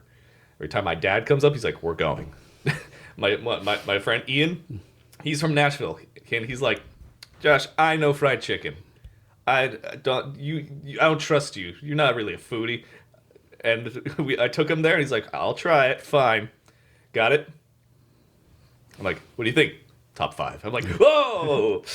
And then even people are like, I don't really like fried chicken. Take him there, and they're like, okay. Okay. Like this is what fried chicken's supposed to taste like. Oh, it's so good. I have to check that place out. Yes. Got to get the dark meat. Okay. Because I made the mistake. I'm like, get the fried chicken. They're like, cool. I'll have the chicken sandwich. I'm like, that's not, no, you get the pieces. Yeah. And so that's definitely one. And then for like night out, I just take people to Fremont because like we start there, get your stomach there. And then we start hitting up like little bars and stuff like there's the meadery, Mr. B's meadery. It's the only meadery I know of. But also the nicest people, eclectic, hole-in-the-wall place, cheap because you get to try different meats because it's a sipping drink. You know, you're not sitting there getting drunk off mead. You're trying new flavors and be like, oh, wow, this is a flavor I hate. Great. You're not sitting on a mead, right? Yeah. I don't, it's only that much to it. It's just that. And then there's a Bar House, which is just cheap. Then there's Adaball, which is one of those places where it's a arcade, but it's like in a really weird rickety building. So they got all these games, but it's also one of those places where you go up and you go like, I'll be like, just Jameson and Coke, double, and they get the cup, fill it all the way up, Jameson, and I get the Coke, and they go, psh, they just hand it. I'm like, thanks. I guess I'm gonna have this now and nurse this entire thing. That's definitely not a double. So one thing I think Seattle does not get credit for is all the amazing like dive bars, small boutique bars. Like here, like there's in Pioneer Square, there's Central Saloon, Baba Yaga, Underbelly. I go on and on. And each neighborhood, like Capitol Hill, Fremont, Ballard, has like these like core places to hang out. That's just like not too crowded. Like it's just good food, good drinks, you know. And they're usually cheaper. Yeah. Too. Like there's my favorite karaoke bar is called the Water Wheel Lounge. It's in Ballard. Definitely a local spot. Like people just go there and do all the karaoke and stuff. But like their drinks are like beer $6. I could get a shot of whiskey $6. I'm like, oh, this is amazing. One thing that's funny about Seattle, though, at least I think it's funny, right? Like all these neighborhoods, right? But someone might live like in Pioneer Square and they're invited to something like Ballard. Man, I can't go to Ballard. That's too far away. Like it's the fucking same city. It's like a 10-minute walk or no, maybe not a 10-minute walk. You got transit. Yeah, but it's like how so many people say like, oh, this is my neighborhood. This is my hood. Like I can't go. It's enemy territory, right? Oh, that's what I learned when I moved out here. Even friends I knew up here, they're like this girl I was dating at the time. She lived in like Queen Anne area. And you were in Green Lake at the time? Yeah. That's too far for like that's a long distance. That's a long distance relationship. And I was like, you ever been to Fremont? And she's like, no, I've never been to Fremont. I'm like, it's 3 miles away from you. Yeah. Why would I go there? People don't leave their houses here. No, I get that. It's the neighborhood thing, yeah. And I'm like, what do you mean? Just like you can walk to the next neighborhood. That's what I love about the areas around Seattle. Yeah. If you walk a mile in another direction, you're gonna find literally just a tiny little downtown. Yeah, some random. That's how I discovered Wallingford, and now I have my favorite ramen place ever. And like I do their SEO every now and then. I do their marketing because I love helping them out. It's called Yorishiku, best ramen in the city. I say I've been saying this every year for like the last 10 years since I've been in this area. I always say I'm gonna take a week or two in the summertime and just like go to each neighborhood, right? Yeah. And walk up each neighborhood. Like maybe take a camera around and document it. Yeah. But I never fucking do. And in the summer. Yeah. Well, in the summer, I always get a few friends over, and then we all time it because now it's like been like 4 years in a row, and we do our pub crawl, and we start from at Gasworks. We go to Fremont Brewing, and we do the walk all the way to Ballard. It's only 4 miles, but Ballard has per capita the most breweries in the area. Yeah. And we just like stop by and like we're like, all right, let's try a beer here. All right, next place, no beer, but let's get an appetizer and just do that. We hit up like 10 places. And within 4 miles you're stumbling, bumbling. Well, it's over the course of like literally 6-8 hours. And it's great. Like we end up back at Ballard and we're like, okay, do we end it here? Mock's boarding house is right there. Let's get another drink and play board games and try to learn new rules. Or if we don't know what to do, let's make up the rules. Yeah. Is anything like tourist stuff you haven't done in the area yet? Like you pretty much done it all? I think I've done it all. I didn't go on the Space Needle until last year. Yeah. Because I'm not paying $40 to go up there. Yeah. But then it turned out one of my friends, he's like, no, I work there. I can just get you up for free. And I was like, okay, cool. I want to go back because the lounge they have up there with the cocktails and stuff, people, and it's not like you're timed to be up there. I saw these people, they're just like writing their books or like they're doing someone's doing spreadsheets. You be there forever, yeah. And I'm like, that's really cool. And then like I was talking to this lady there, she's like, yeah, but the best part is like when there's a storm and you go up here, because like no one wants to go up there when it's like raining and like thundering. And I'm like, is it cool? She's like, yeah, you just come here and then make friends with the bartenders and they're like, you want something for free? No one else is here. And do they have it where the floor is like all glass now? You Yeah. can look all the way down? Yeah. So Does that freak people out? It gives me a little bit of vertigo. Like, Yeah. I didn't realize I had a fear of heights Like, damn. until like I went hiking in Zion. Yeah. And I did like the main trail, the really scary one where I didn't know what it was. My friend was like, "Yeah, we're going." She's like, "You want to look it up?" I'm like, "Nah, I'll figure it out." We do this whole zigzag, and I'm like, "Cool, we made it to the top." She's like, "No, it's that peak." I'm like, "What do you mean? That one? No, the one behind that." And I'm like, "Okay." And the next hour, it's on the cliff face, holding onto chains. Yeah. With this much space to shit. put your feet on, and I'm like, I have a fear of heights. Oh my god. And that was just a mental fortitude the whole way. I'm like quoting Halo and like military mantras in my head. I'm like, you just gotta keep going, soldier. You got I was like freaking out. Because I never put myself in that situation to be in mortal danger.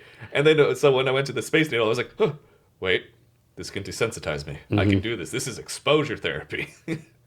It doesn't freak me out as much anymore. Yeah.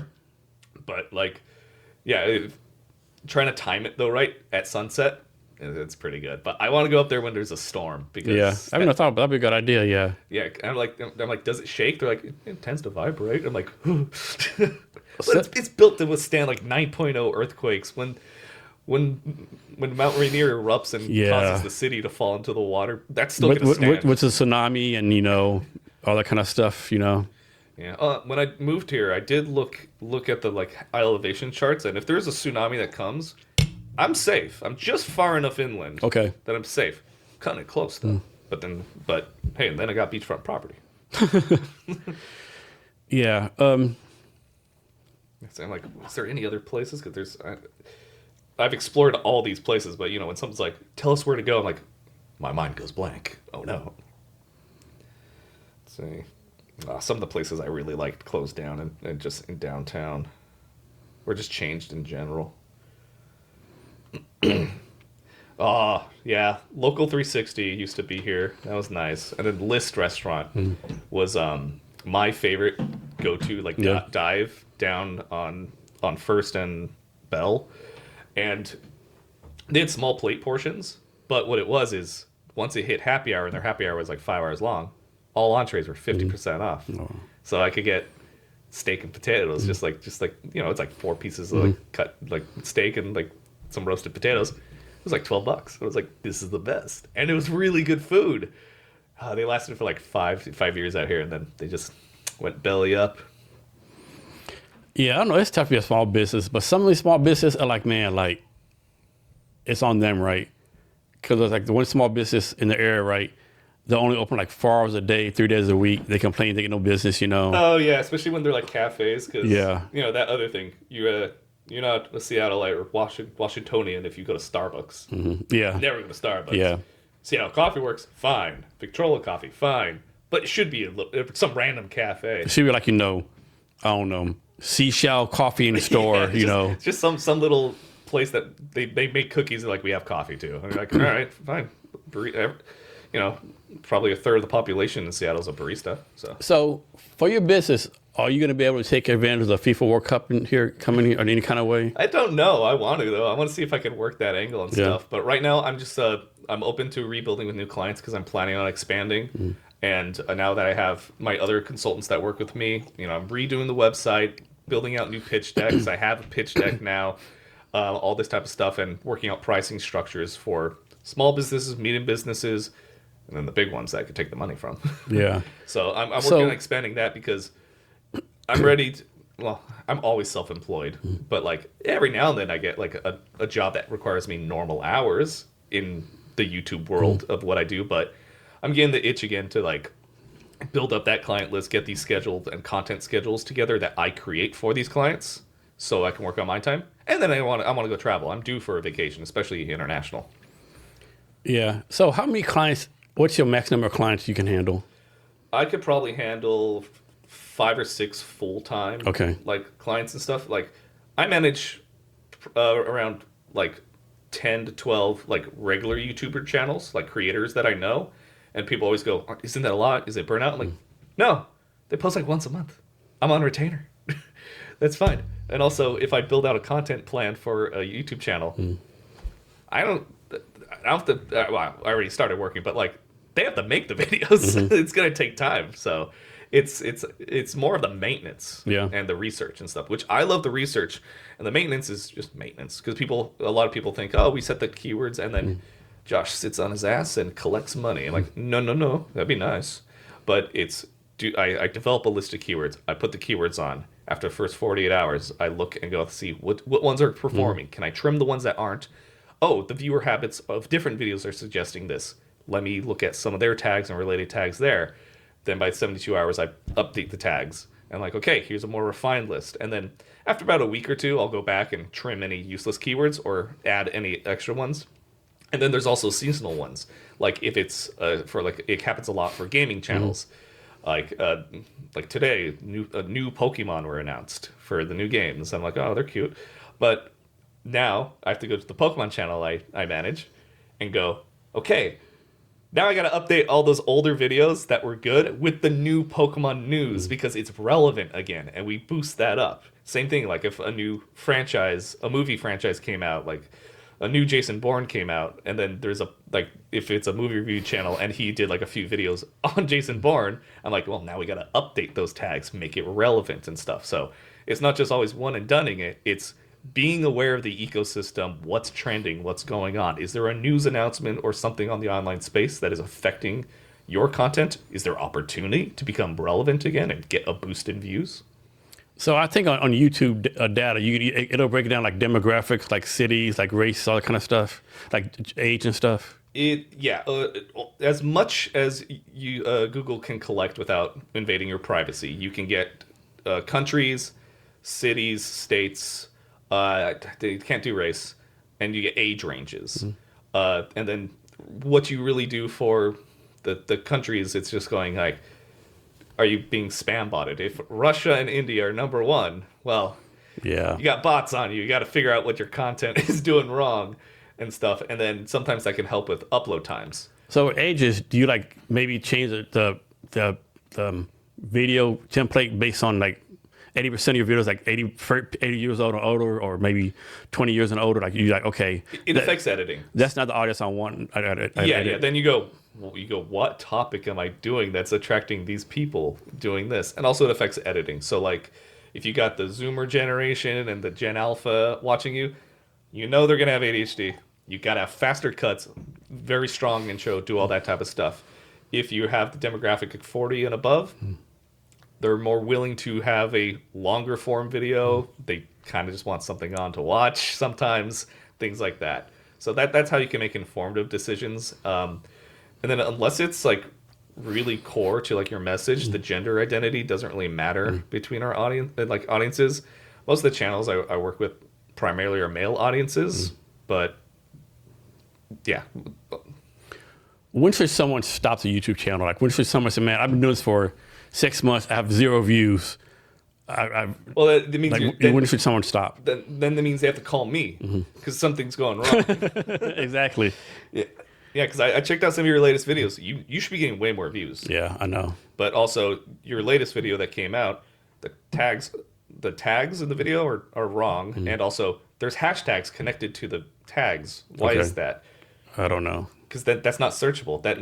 When you put a hashtag next to the word in Google SEO, that is a nullification. Okay. Because now no one's typing hashtag then the topic you're searching and stuff. So but we'll go through your channel and stuff. Yeah. So how do you get your customers? Like you have a marketing plan, just word of mouth? Right. I've been lucky enough that it's all word of mouth. I get referrals all the time because I'm genuine at what I do. I'm good at what I do, and also I talk and I educate. I'm not trying to upsell or anything like that.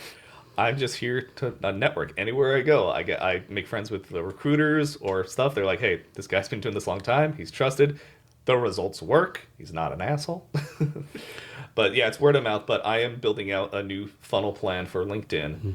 And then we're going to be pulling together our contacts between me and the other two guys and be like, there's something here. We need, because realistically, we only need 10 clients, but it's split between like the three of us to work on like larger projects that we want to do. And I run my own business. I have for the next I know for the past 10 years essentially. I know the lifespan of clients. Like in the SEO world, usually you'll get a client for 2 to 3 years. That's a good lifetime experience for a client. And at a certain point, they go, "Well, the machine's been running forever. I guess we don't need you." I'm like, "Bye, okay." And then a year later, they're like, "Actually, we messed up. Can you?" I'm like, "Oh, you're back." Well, my prices have increased. Yeah, my prices have increased, but a little bit of asshole tax, but that's what everyone needs when they're billing people. There's got to be a button that you press, and if they're mean or annoying, you just press it. Asshole tax, everything goes up by 10-15%. Is it an industry you will not work with? Huh? Is it an industry you won't deal with? I guess it would just be finance again. Finance again. It's just the audience is hard to break into because the finance people think a certain way, and there's only so many topics you can spin it on, and then it becomes product selling essentially. And it's really hard to sell product on YouTube. Yeah. It's hard to convert on YouTube to anything that's not like merch. Like if you're a fan of someone, they're like, "Hey, we have a new shirt or a collection coming out," then people will buy that. But if you're like, "Download my app and sign up for this right now," I'm like, no, I don't want to be sold to. But like I've optimized everything. I even optimized Pornhub. Have you? Okay. Yeah, because I was going to ask you, does it like strip clubs do YouTube channels and stuff? Okay, well, but one, I'm not optimizing porn videos. We had a YouTuber, and he got a sponsorship with Pornhub because they wanted to do a stunt, which was playing adult video games, like some of the Japanese ones, and like reviewing like old school Japanese hentai and like things like that. And he's like, "Absolutely, that sounds hilarious." And then he called me up. He's like, "Josh, you're gonna upload this to Pornhub for me." And I was like, "What?" And like I had to like look into their algorithm and how things work, and it's very robust. And I was like, "Oh my gosh, this is like a different level of SEO and like specific tags and like." But it was fun. They called it Gentleman's Gaming Club. I bet it's still on there. It was hilarious, and like it got a lot of views, and it had such fun comments because they're like, "I was just jacking off, but now I'm just watching this guy I know from YouTube." And and it was funny. It was just comedy, and they did narration, they did skits and stuff, and and to make it even funnier, we blurred out certain scenes on the video, and then people were getting mad. Like, "Why are you blurring it out? That's what I'm here for." So anything could be optimized. If there's a platform, I'm going to want to dissect it and figure out what it is. And like that's why I like TikTok. I like it, but it's also the frequency you have to do to be relevant in there is tough. They want you to post like once a day minimum. Unrealistic unless you build up an inventory. So here's one for you. Like you always hear, like I know, like I'm a big follow Gary Vaynerchuk. He says post all the time. Other people say no, only post this time, that time, what time, whatever. Like. But how does everyone really know? Like, how do one really know, like, how many times supposed to post on LinkedIn, right? Or YouTube or in these places, right? Unless you actually work there. Yeah, unless you're in the weeds and actually know. Some of it, you just go with your gut. You can always overpost. That's the mistake everyone does. Like, even on TikTok, like, I helped my friend get a little strategy together because she's like, "I'm depressed. I need a creative outlet." I'm like, "Do this." She's like, "Well, okay, I put out 10 videos today." I'm like, "No. Do 3 then. How about that?" But you'll see a return and a drop off depending on like what you do with frequency. I don't really like Gary Vee anymore because I've followed and watched him for years, and he's never actually given me any practical advice. It's just inspiration. I'm like, okay, you run a marketing firm and you're clutching your pearls and not letting any secret come in. I like the people that can give me a nugget of practical advice, because then I go, I can apply that. Okay, this is good. There's now value. There's an intrinsic relationship being formed here. And also, I'm being educated. I want to learn. I'm trying to develop this skill. Yeah, if you there's more tracking softwares now, and they're a lot more clear about it. But back in the day, like 6-7 years ago, I would just have a spreadsheet. I'd be like, all right, we posted this on Facebook or this on YouTube around this time, measure results and everything.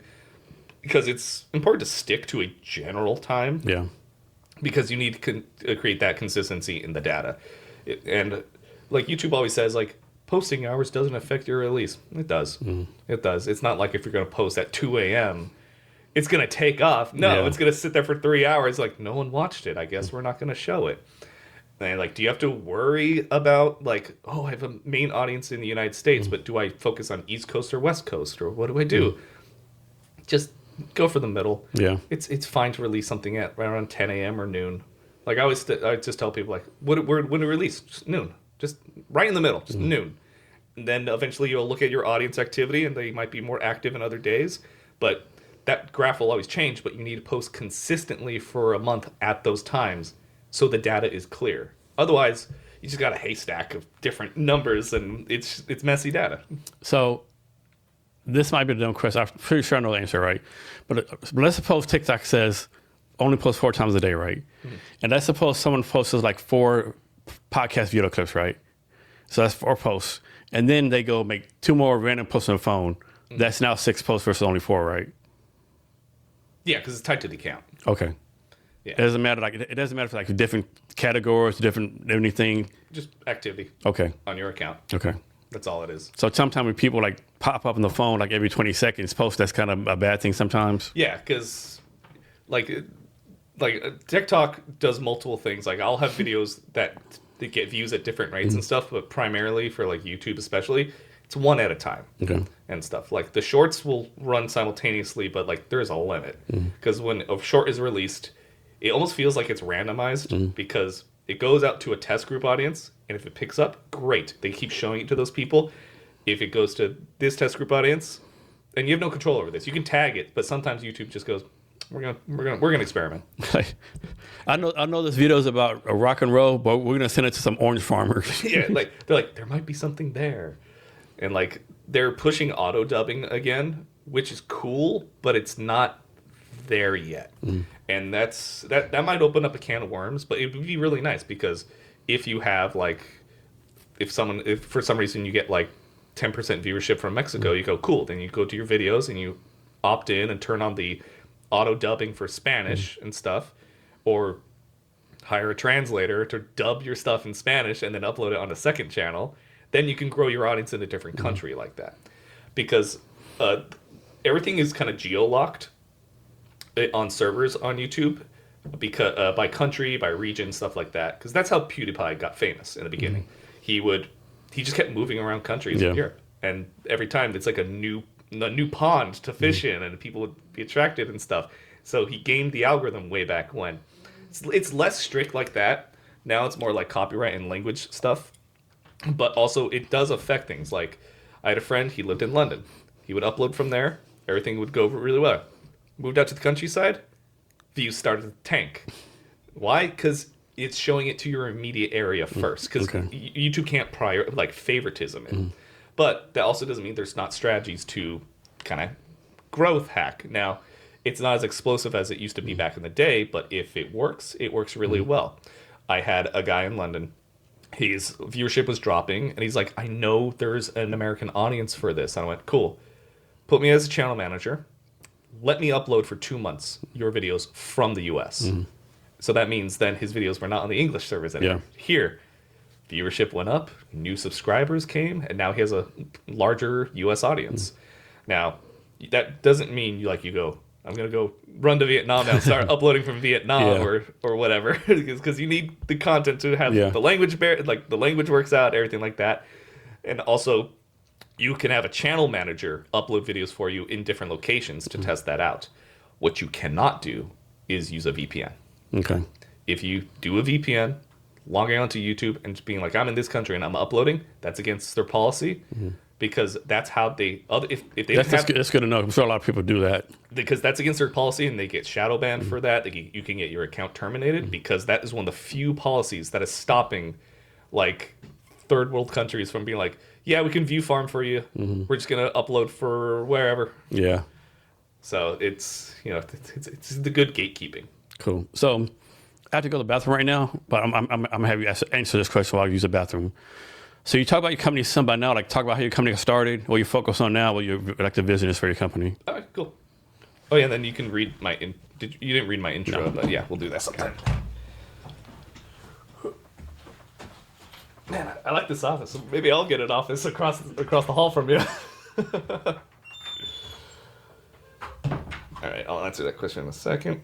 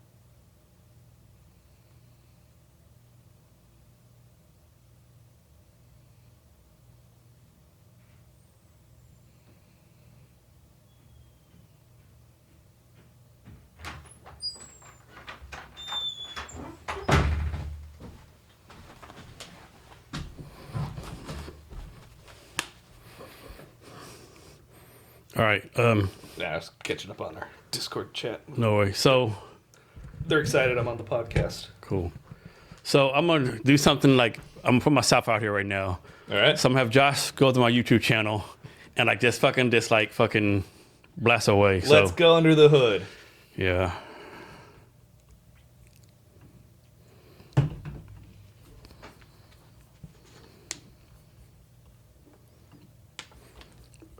So it's my YouTube channel, and then so I have a lady named Tien out of Vietnam who posts all my stuff for me, and she does this report for me. She's posting the videos? Yeah. Are you uploading the videos? No, she is Ooh, that might be already mistake one. because she's in Vietnam. Yeah. Okay. You're trying to serve a primary U.S. audience. Yeah. You might have to be doing them yourself. Okay. That could be the simplest solution to fix everything. Okay. So do you want to go to this report first, or like I quick went video through all these, but let's go through the back end. on the YouTube thing? Yeah. Okay. And then you go to analytics. Yeah, just go to YouTube Studio. And analytics. Hold on. Let me see it some more fast. I want to make sure everyone can see my screen.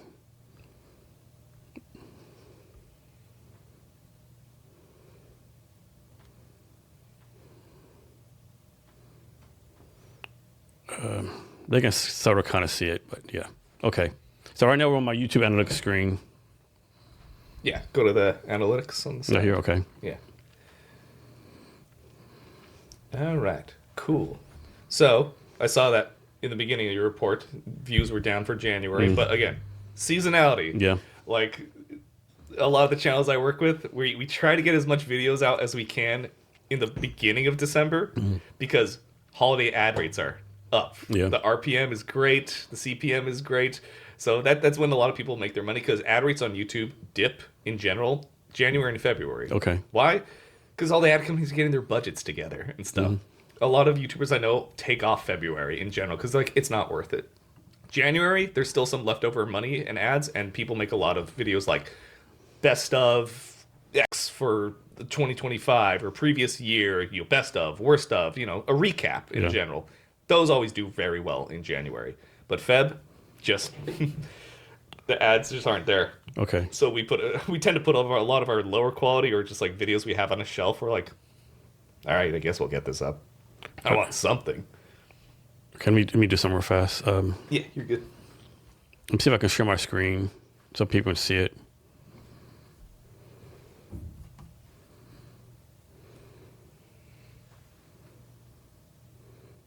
Okay, I'm sharing my screen now so I can see better. Okay. Okay. So we already initially diagnosed some early things. I talked about where uploads location is important. So that is one thing you probably have to start doing on your own. Man, it's like with that thing, like, everyone says, like, do this, do that. But man, like, honestly, I don't have the fucking time to upload social media videos, right? I just don't, right? You can't put kids to work? My kids are all fucking grown. Can't still put them to work? No. Yeah, well, that'd be something where... That'd be the number one thing, yeah. Yeah, that's a flag. And obviously she can't change the VPN and, yeah. No. But, again, that's a flag, but as we diagnose it, there's other actionable things you can do. Okay. And then if those don't work, we're whittling away the problem. I'm Dr. House right now. We're taking the patient and we're going to do a diagnostic on this. So, losing subs, but again, that's not uncommon because some of them are just bots. Especially some channels freak out. Once every quarter, they'll see their subs go down by like a few thousand sometimes. They're like, oh, what happened? I'm like, it's the end of the quarter. Google's cleaning out unused accounts and stuff. Especially, I had this one guy, love him to death, Jesse Cox. He experienced this. He hit 1 million, and then did the clean, and they were all celebrating. And then the next day, he was back at like 995. And he's like, okay, we're gonna have a second 1 million subscriber party in a week when this doesn't happen. That happens a lot on YouTube, but it's quite funny.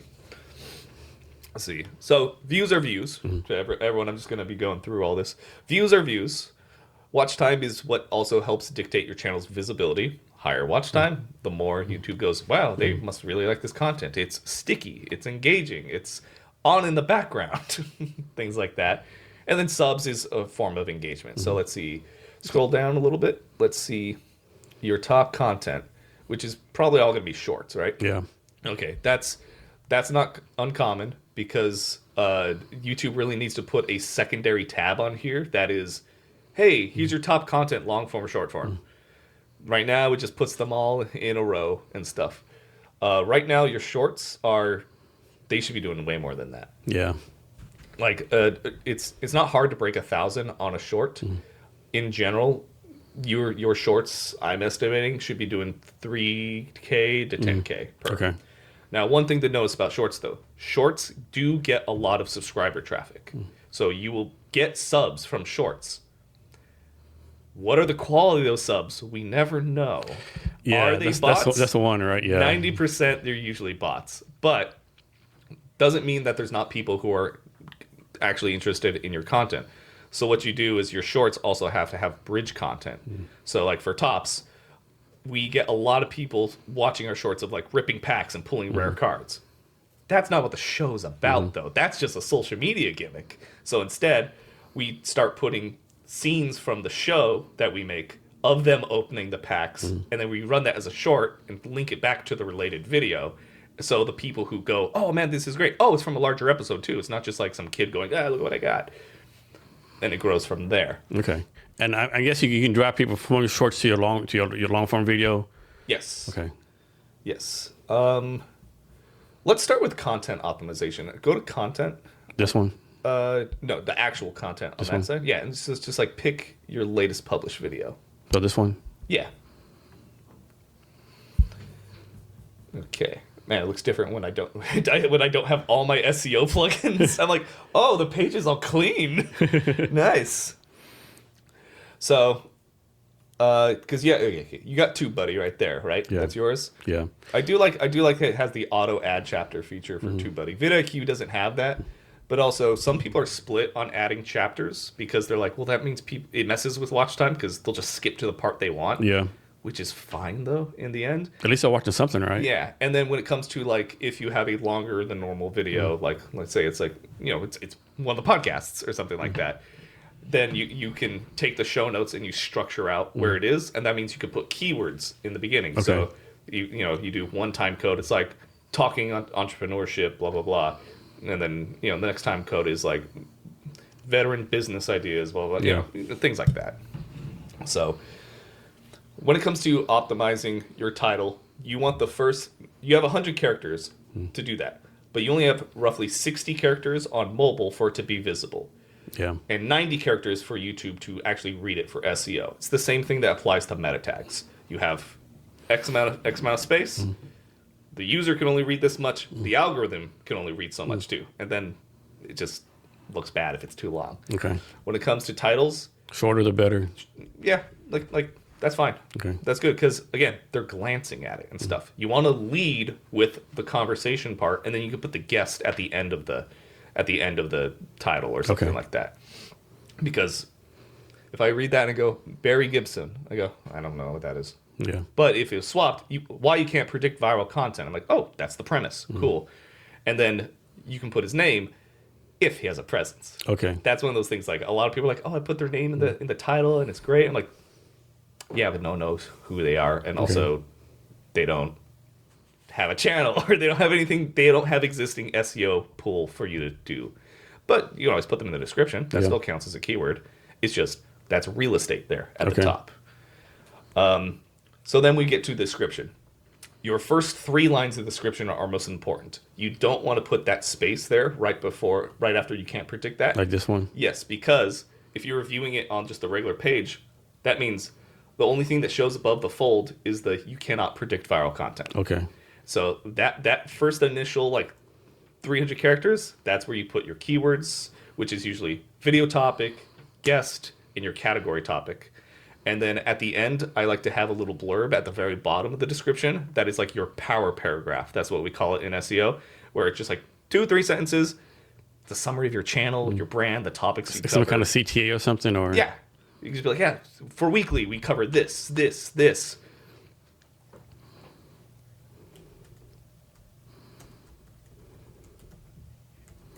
Okay. And then, like, obviously, if it's a podcast, say the word podcast Okay. in the description and stuff. Not just podcast, video podcast. Okay. Because it already has podcast in the as part of the word, so now you got 2 keywords. Okay. Cool. End screens over there. Yeah, you need them. I'm assuming you have that. I want to say I do. Yep, you got it. Okay. And then for a card, I think if you just press escape, it'll close. Fuck. Or not, maybe just discard changes. There goes. And then cards, you always need one. Okay. Just, it doesn't matter. Just click in the middle of a video and put it somewhere. And a card is like, is that where you say, like, you say subscribe to the channel or something like that? What's a card? It's a little it's a little notification that pops up in the corner. That's like, oh, related video, something like that. Okay. It's very tiny. It's stupid. It's still on the checkbox that they like to have. Okay. You don't have to worry about subtitles. Added to playlist, good, because that's what you need. You always want to check, no, it's not made for kids. Great. Paid promotion, that's just a disclaimer. If there is an actual sponsor in it, great. If not, you don't have to click that box every time. That's just legal stuff for them. Altered content. Now, this is one of the newest things that they added.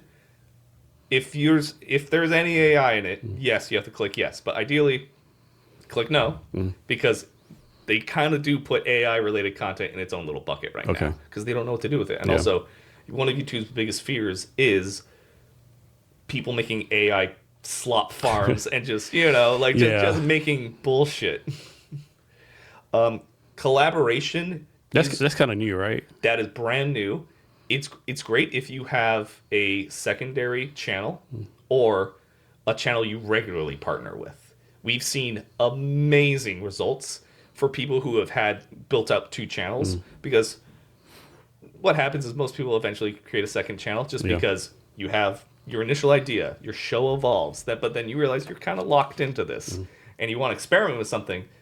It doesn't always work out on that channel. So you go, guys, whatever. If you guys are here for me, go to this channel. Here's the other thing, and we do that. Or if you're experimenting with a different topic, genre, category, whatever. But that literally just links the 2 channels and helps the subscribers find you a lot easier. And we've seen explosive growth on that for channels that are related. So I never noticed this before, the quizzes. Is that new? Or that is brand new. Okay. It came out 2 weeks ago. So what is that? There's an actual fucking quiz you take or something, like a poll? Yeah, click it. Like this right here? Yeah, so click it. So at a certain point in the video, you click add quiz. And that's what you're talking about, right? The poll. Okay. Yeah. So you can pose a question, and then there's engagement from that.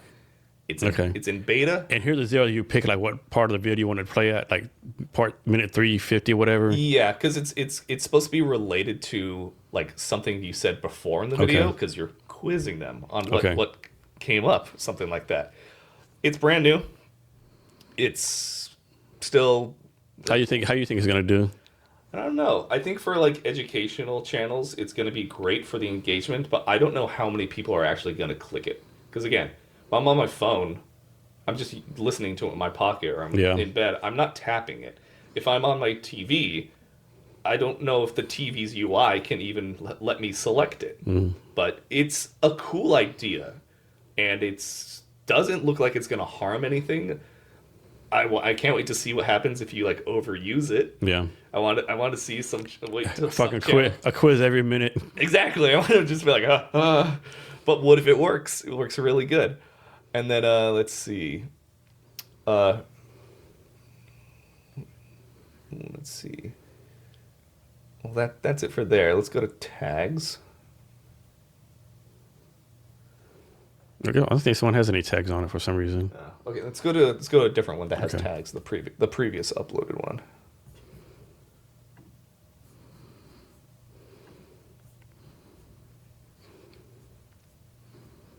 Okay, this one has tags. All right. And did you do those tags? Who did these tags? Someone else does. That other lady does them for me. Well, she did them wrong because these are hashtags. These aren't tags. Okay. I'll get you tags. Don't worry. Okay. I'll get you tags because. That's right. The hashtags has to be on here, right? Yeah, and also there's no space. No one types like that searching for things organically because that's really all the tags are. Yeah. The tags help for helping YouTube identify what's in your video, because if you can't just put random tags, because YouTube has a transcript of your video.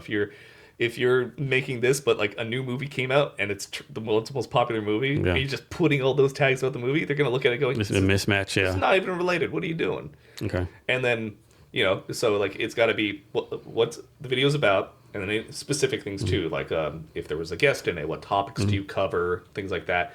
And then you go into category tags, which is overall genre, Yeah. podcasts, interviews, business tips, things like that. And then the last few tags are your branding, Yeah. your name, your company. It's usually like 3 things.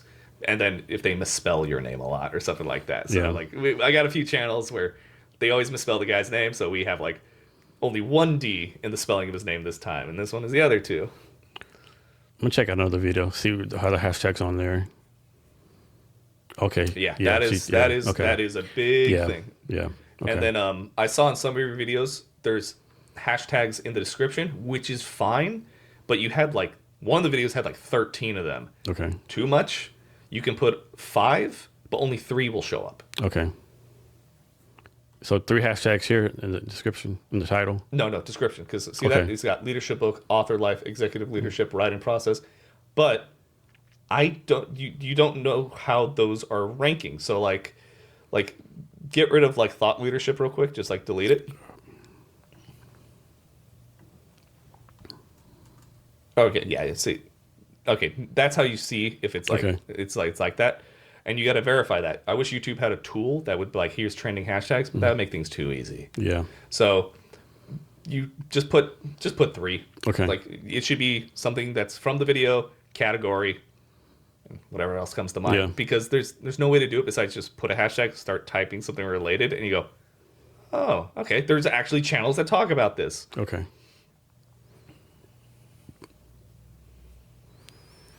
And then just make sure it's videos in language. You got caption certificates there. You don't need to add recording dates or anything like that. What category were you placed in? What do I go to for that? No, just click any of the videos. Let's see, let me click on this one. All right, there's Barry Gibson. All right, let's go down. Okay, added to playlist. Good.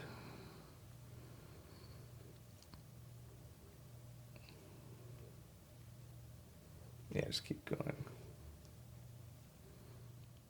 Okay, I just want to. Am I supposed to do Creative Commons or the regular YouTube license, or does that matter? Standard YouTube license. Creative Commons is if you have copyrighted like music and stuff. Okay. And they're also gonna ask you for like the license and everything. Okay. Then let's see. So you're putting people and blogs. Cool. Is that one I should be in? I think it is. Let's take a look. Travel events. How to.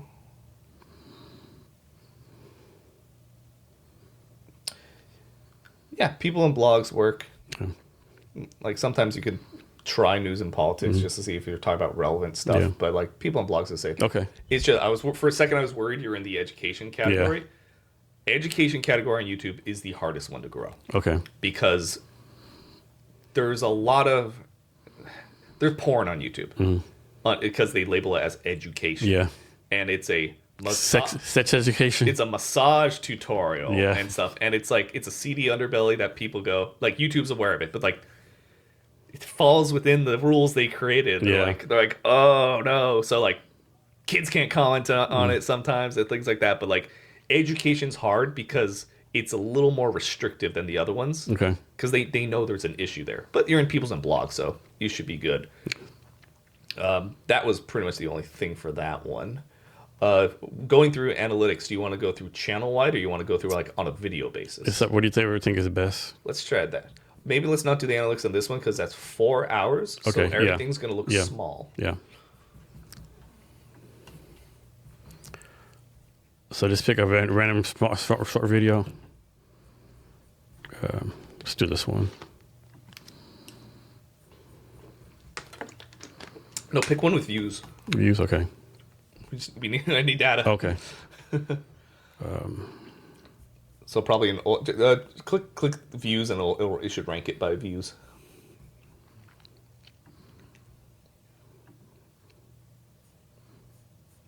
So any one of these? These are kind of old. Yeah, but we're just looking at stats. Yeah, just go to the very top. Okay. This one? Yeah. Because this is an old one. Yeah, okay. So this one's got about 3,000 views. Let's go to let's see. Scroll down a little bit. I just want to check to see if the other tags were also hashtags there. Nope. No tags. Whatever. Right. So right now those tag issues and the over hashtags, because then that can be counted as keyword stuffing too. And YouTube's like, I don't know how to process this information. You're giving me way too much, and it's not looking good. So go back to the video. We're gonna look at the analytics side and walk through, and then click analytics on the left hand side. Cool. Well, at least on release, it got attention. Let's hope there was no advertising on it, right? Yeah. So on this video tab, you're always gonna have, YouTube loves putting these green up and down numbers. Don't always believe them when they're red, because it's all about context. If your previous video did then it's going to be like, oh my God, you're melting down. Just like how in January, it's like, your views were down. It's all red. I'm like, no, it was the holidays. There's context to this. We posted less and everyone took time off. Activity was down. It's always not a great one-to-one comparison. Okay. But, got subs on it. That's good. So scroll down. So average percent viewed. This is how you measure the channel's a video's health, mainly. Your benchmark always should be somewhere between 30 and 40% Of the whole video. of the video. Yeah, that number Way is too low. 20 Yeah. Okay. right now, and that's how you dictate what is the right length of content. Because if it's too big, it's a barrier entry. If it's too short, you're not getting enough watch time. So it's just experimenting and trying to find that sweet spot. And then this is a short video, but it only got 20%. And right in the beginning, at the bottom, it says 32% of viewers are watching around 30. That looks like after about the 5-second mark, people immediately started to drop off. Yeah. So there you go. I need a better hook. I need something stronger. Some people, when they start YouTube channels, they get obsessed about their intro. They're like, I got to put my intro first. I'm like, no. You can have an intro or anything. Keep it short. You can logo, animation, whatever you want. But what you have to do is front load it. Have like a best out of context quote or nugget of information or something, or like something that gives value to the video. Put that in the beginning. That could be the first 30 seconds. Hell, it could be the first 10 seconds to get their attention. And then you introduce the show and do whatever. Okay. So that just tells me you need a stronger hook for there and just make it tighter and stuff. It's not a content length on this issue on this video because it's only 3 minutes. Yeah. So let's go to reach now at the top. All right, so impressions click-through rate. That's your thumbnail click-through rate, obviously. You want that to be 4% and above. And if it's anything below that, it means something's off. It might either look too generic, you're not standing out in the crowd, it's too busy. What can you focus on? For that, it'd be bold statements if you don't have time to like do a whole design thing, and like a nice templated structure. Like I always bring up Bill Burr because he does it for his side podcasts. Because like especially for podcast world. Podcasts will run anywhere hour to 3 hours and whatnot. That's time commitment. For a new user, that's a barrier entry. So what they do, what I've done for other ones in the past that we optimize, is we take out the clips. Anything between 5 to 15 minutes as a clip, because we're giving them a singular topic or interaction, and they're able to get a little taste tester of the channel. And then also that means they need their own thumbnail strategy, because yes, even though it makes sense that you can look at the time codes and see this is a longer video, this is a shorter video, people are stupid and they're not going to do that. So we have 2 separate templates. On one of them, we have like this border is like red, and that means that's full episodes. And then these thumbnails that had a blue background are clips or highlights. And like Bill Burr has a template on his where it's just a photo of him and an out of context quote from the video, and like that's big in a few words, and you go, oh yeah, now I know it's a clip because it's just him. While full episodes is like him and a guest or him and something like that. So it'd be colors, working on text. And so for the thumbnail for shorts, all be the same, so it'd be different for each short. Well, For shorts, since you have to select it manually, half the time I just let it just do whatever. Okay. Because shorts feed, people don't browse through the shorts feed as much, like on the homepage. It's when you're swiping is when you're. So there's some debate there on like how aesthetically pleasing is going to be. If there's a video you want to do well, that's a short. And you already have captions. I rather take the video, or even if a short has whatever it chose to be the thumbnail or cover, and it looks bad, or it's a word that you're like, that's just dumb. What if it just says the word "the"? I'm like, that's not engaging. Then you go select frame, and you could find a keyword or like something that sounds interesting, or at least a sentence. Okay. And then for thumbnails, if you can't focus on a lot of stuff, iconography.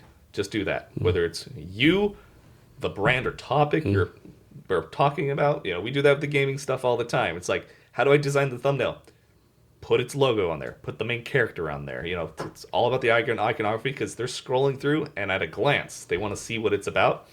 Doesn't have to be insanely busy. Some of the best thumbnails are just minimalistic. Okay. So you just go, oh, it's about this and this. Another thing, when it comes to thumbnail text, if you're putting text on your thumbnail, cannot repeat what's already in the title.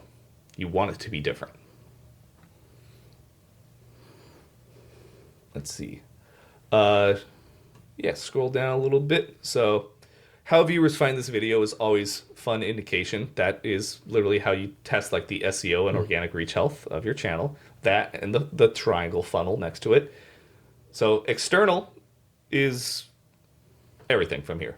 And it ranked on Google. So you definitely popped up for Bluebell ice cream cheese at some time, and people found you on that.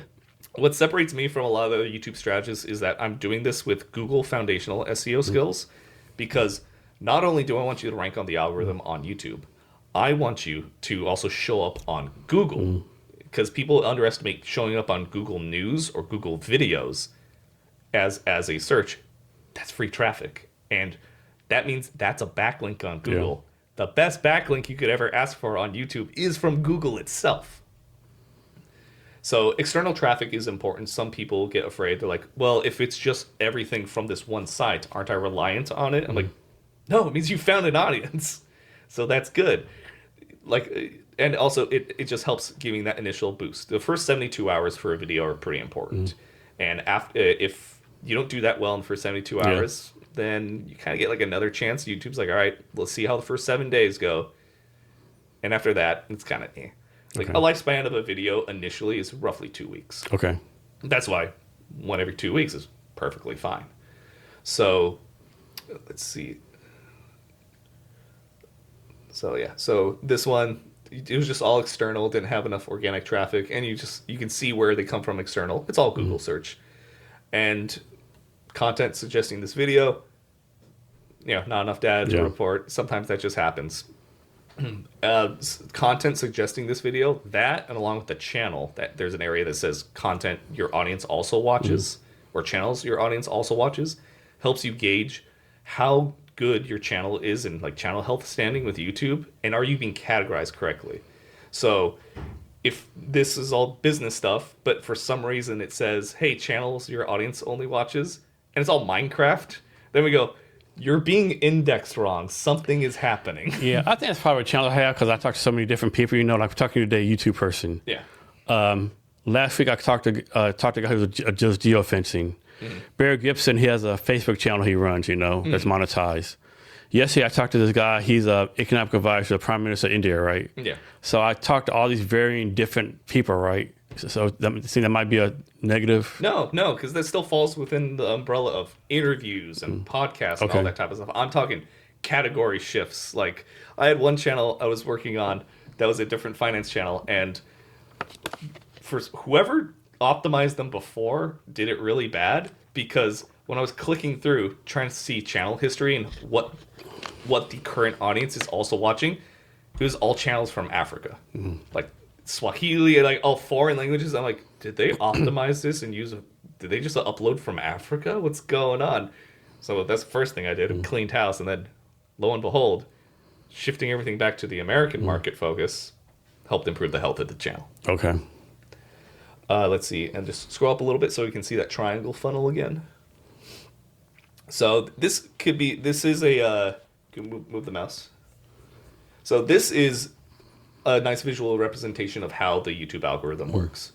You finish your video. You got your thumbnail, you got your title, metadata, you're tagged, you're ready to go. You click publish. First top of the funnel, impressions. You are now on the wide ocean of the YouTube internet. Cool. You're being shown to people. Next step. Are they clicking? Is your title attention grabbing enough for them? Does it stand out enough against the competitors and people you're being ranked with? And also thumbnail. Does it look good? Is it also standing out or presenting you as an authority, or is there the right iconography? Because that's where it stops. It'll show you to everyone, but if no one clicks, you're dead in the water. Okay. And then it funnels down. Then then from those clicks, that's how we get your real views, which they have to watch at least 5 to 10 seconds. And then for those people that are viewing, it measures how long have they been watching? What's your average view duration?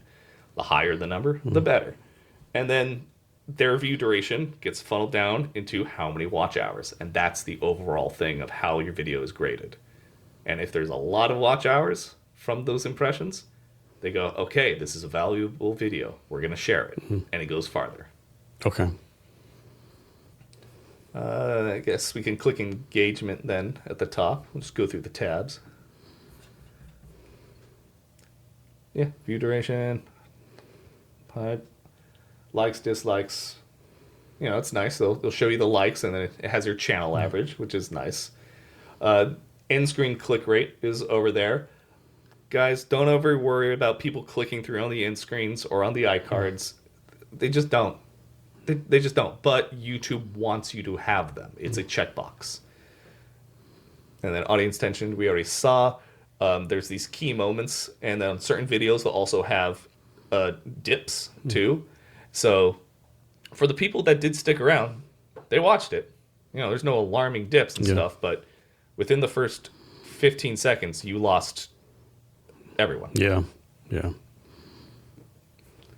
Let's see. And then you could click audience just to see where they show the demo data. All right, not enough to see there. Viewers also watch, not enough to see there. But we can see device type. We know they came from the phone. Shorter videos tend to be on phones. Anything that's under 10 minutes usually has a larger phone stuff. But when it comes to like longer videos, you're going to see TV, you're going to see computer. Maybe. That's interesting. 72% female. I wasn't expecting that. Well, it is about ice cream cheese. I mean, yeah, that's true. that's true, yeah. I didn't think about that. And they're all 65-plus-year-old ladies. Yeah. And then from the United States, there you go. And then watch time from subscribers. That's one of the ways to gauge, like, hey, did this video get outside my normal bubble? I always say that. Often your videos get watched by non-subscribers versus subscribers, right? Yeah. And then you want to start improving that ratio because, and the only way to improve that ratio is that's when you start putting your CTAs, telling them to click, value propositioning them, incentivizing them, getting that within twice at least in the first 10 minutes to get them to convert. And eventually that bar will start to skew, and that's how you know you're making progress. Okay. Because people are like, well, don't I want it to be just not subscribers? I'm like, no. You want a core audience always watching. If that was 30% subscribed, you can start estimating how much base level views are you always going to get. And then they're going to watch your videos and support you in the algorithm. And then you build that momentum. Okay. So start uploading from the United States. Yes. Take away the symbol hashtag off the fucking hashtags. Yes. Because they're called tags, not hashtags. So yeah, the tags, I'll help you with the tags too. I'll put something together because now that we have like more, because I thought I had channel access, but I don't think I did. But yeah, and then after that, limiting the number of hashtags in the description. say 3. Yeah, just 3. Just keep it simple. And add a card. Add the card. Make sure every video has the iCard, the end screen, and also has that checkbox click that says, no, this is not AI. And then those are like the biggest ones. After that, you will have to deal with thumbnails. Okay. That's it. Because your titles are fine. And you can always rely on vidIQ/TubeBuddy's title suggestions. Yeah. But unlike YouTube, those plugins can't pull the entire video and read the video completely for you. It's going off of tags and descriptions, and what it can share with the video. It can't watch all the video for you. It Hello, can guesstimate. welcome to Jason Cavness Experience. I'm your host, Again, Jason Cavness. It's not perfect. Listen. It sounds confident, but like it's wrong a lot of times. Okay. So this was one of the videos I actually did when I was in Vietnam. Mm-hmm. So this one was done in Vietnam, uploaded to Vietnam. It did a little better. Yeah. I'm very curious to see if the audience is all from Vietnam. Yeah. That'd be real great if it was. Yeah, there's not one thing of the United States on there. Nope. So when you made Vietnam-related content while in Vietnam, it worked. Yeah. See, so your channel's not banned or anything like that. You're just posting in the wrong direction. Of course, there's Russia and Belarus. These are all fucking bots, though. Yeah, because also it's Vietnam. Yeah. Yeah. Cool.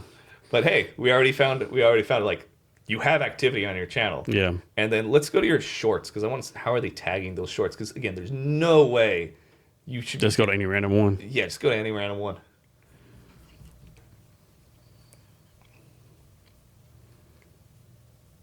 Yep, tags. Okay. And then also, if you scroll, like you're better off deleting the tags. Yeah. At that point, and then yes, There should be a playlist. Yeah, always put them to like just the YouTube Shorts area playlist, and then you can go to the related video. Just always make sure it's linked. Where's that at? This side. That's always This one? Yeah, so like that one's linked, so that means that's good. You always want to link to it. Do people click through? I don't know, but if people watch the videos and they're all coming from a related video, you have a higher chance of that main video popping up on their feed. Okay. So because everyone says, Jason, like, man, you should be doing like way more. You're especially with how long you've been doing this. Every video should be every short should be getting 3 to 5K minimum. Yeah. And then your episodes, you did one in Vietnam, it got 1,000. You broke 1,000. You should be being able to break 1,000 on that a lot, especially with the topics and the names of people you pull. Yeah. And making sure if they can collab, make sure they post like I'm on this episode and stuff, and then convert that way. And so after I make these changes, like how long should I like wait before I compare data? You know. Well, right now your data's low, so it should be pretty immediate. Okay. In general, like your last few videos didn't get a view. Yeah. There's nothing I can compare it to. Yeah, that's true. It's only up from here. And so you said with this, it's better just to delete everything versus doing Just a new. delete. Yeah. Just it's granted the damage is already done for it because it's been indexed with what the algorithm looks at is gibberish because it's like no one types like this. There's symbols in it, all that type of stuff. Yeah. All right. Anything else? No, those are the big things. Like there's no like crazy things we have to like deep dive into. It's still the best practices, so you can get that. There's nothing like I'm fucking doing totally fucked up, right? Just like just minor changes, or whatever. Well, yeah. Okay. Those 3 core things we talked about and stuff. You don't have to like fix the tags, fix all that, and then get find the solution for thumbnail stuff, and then we can tackle uploading the last. Yeah. Because you're gonna have to because like I mean it is so convenient her doing it though, you know. Yeah but it's not working. Yeah, I know. Fuck. Thanks, man. And hopefully someone else gets something out of this too, you know. I know, right, guys? Like I know my stuff. I have fun doing this all the time. People are like, oh, don't you like not like doing audits and stuff? I'm like, first of all, I get paid for audits half the time, and 2, it all comes with actionable goals and everything's a puzzle. Yeah. You know, and we showed already like that Vietnam video. It worked. Yeah. Your channel isn't dead. There's potential there. Yeah. It's just you're servicing the wrong lake right now. Yeah. Support America. It's like I'm trying to do. It's like I'm trying to go salmon fish in a fucking pond. Yeah. So all you have to do is course correct, and you're fine. Okay. Did you already talk about your company some? Oh no, because I was catching up on text. Okay, cool. Yeah. So next, to talk about how your company got started, what you're working on now, what you want to do for it in the future.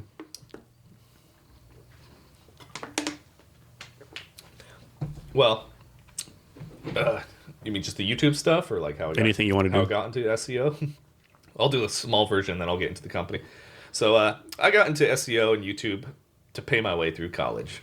You know, I went door to door selling WordPress websites and doing SEO audits and everything for local businesses, 10, 12 years ago. And it was going pretty fun. Like I was getting good at it. I got really good at getting websites ranked and traffic, and I understood the analytics. And then one day I sat there and I was working on one of my Hollywood sets and we're filming, and they're like, "Yeah, man, we want to like get this comedy series up because Amazon's buying stuff, but we just need views on YouTube. How can we optimize it?" And I went, "Wait a second. Google owns YouTube. YouTube, Google. I bet they share the same rules." And especially back then in the day, yes, they really did. And so I developed tag strategies, and it worked. On one of them, we had a web series. I built a content plan, and within 6 months, we had 4 million views, and we sold the show to Amazon. And that was really fun. And now I'm in the background and credited in some really bad Amazon show. And they're like, "You're also going to act in it." I'm like, "I don't want to.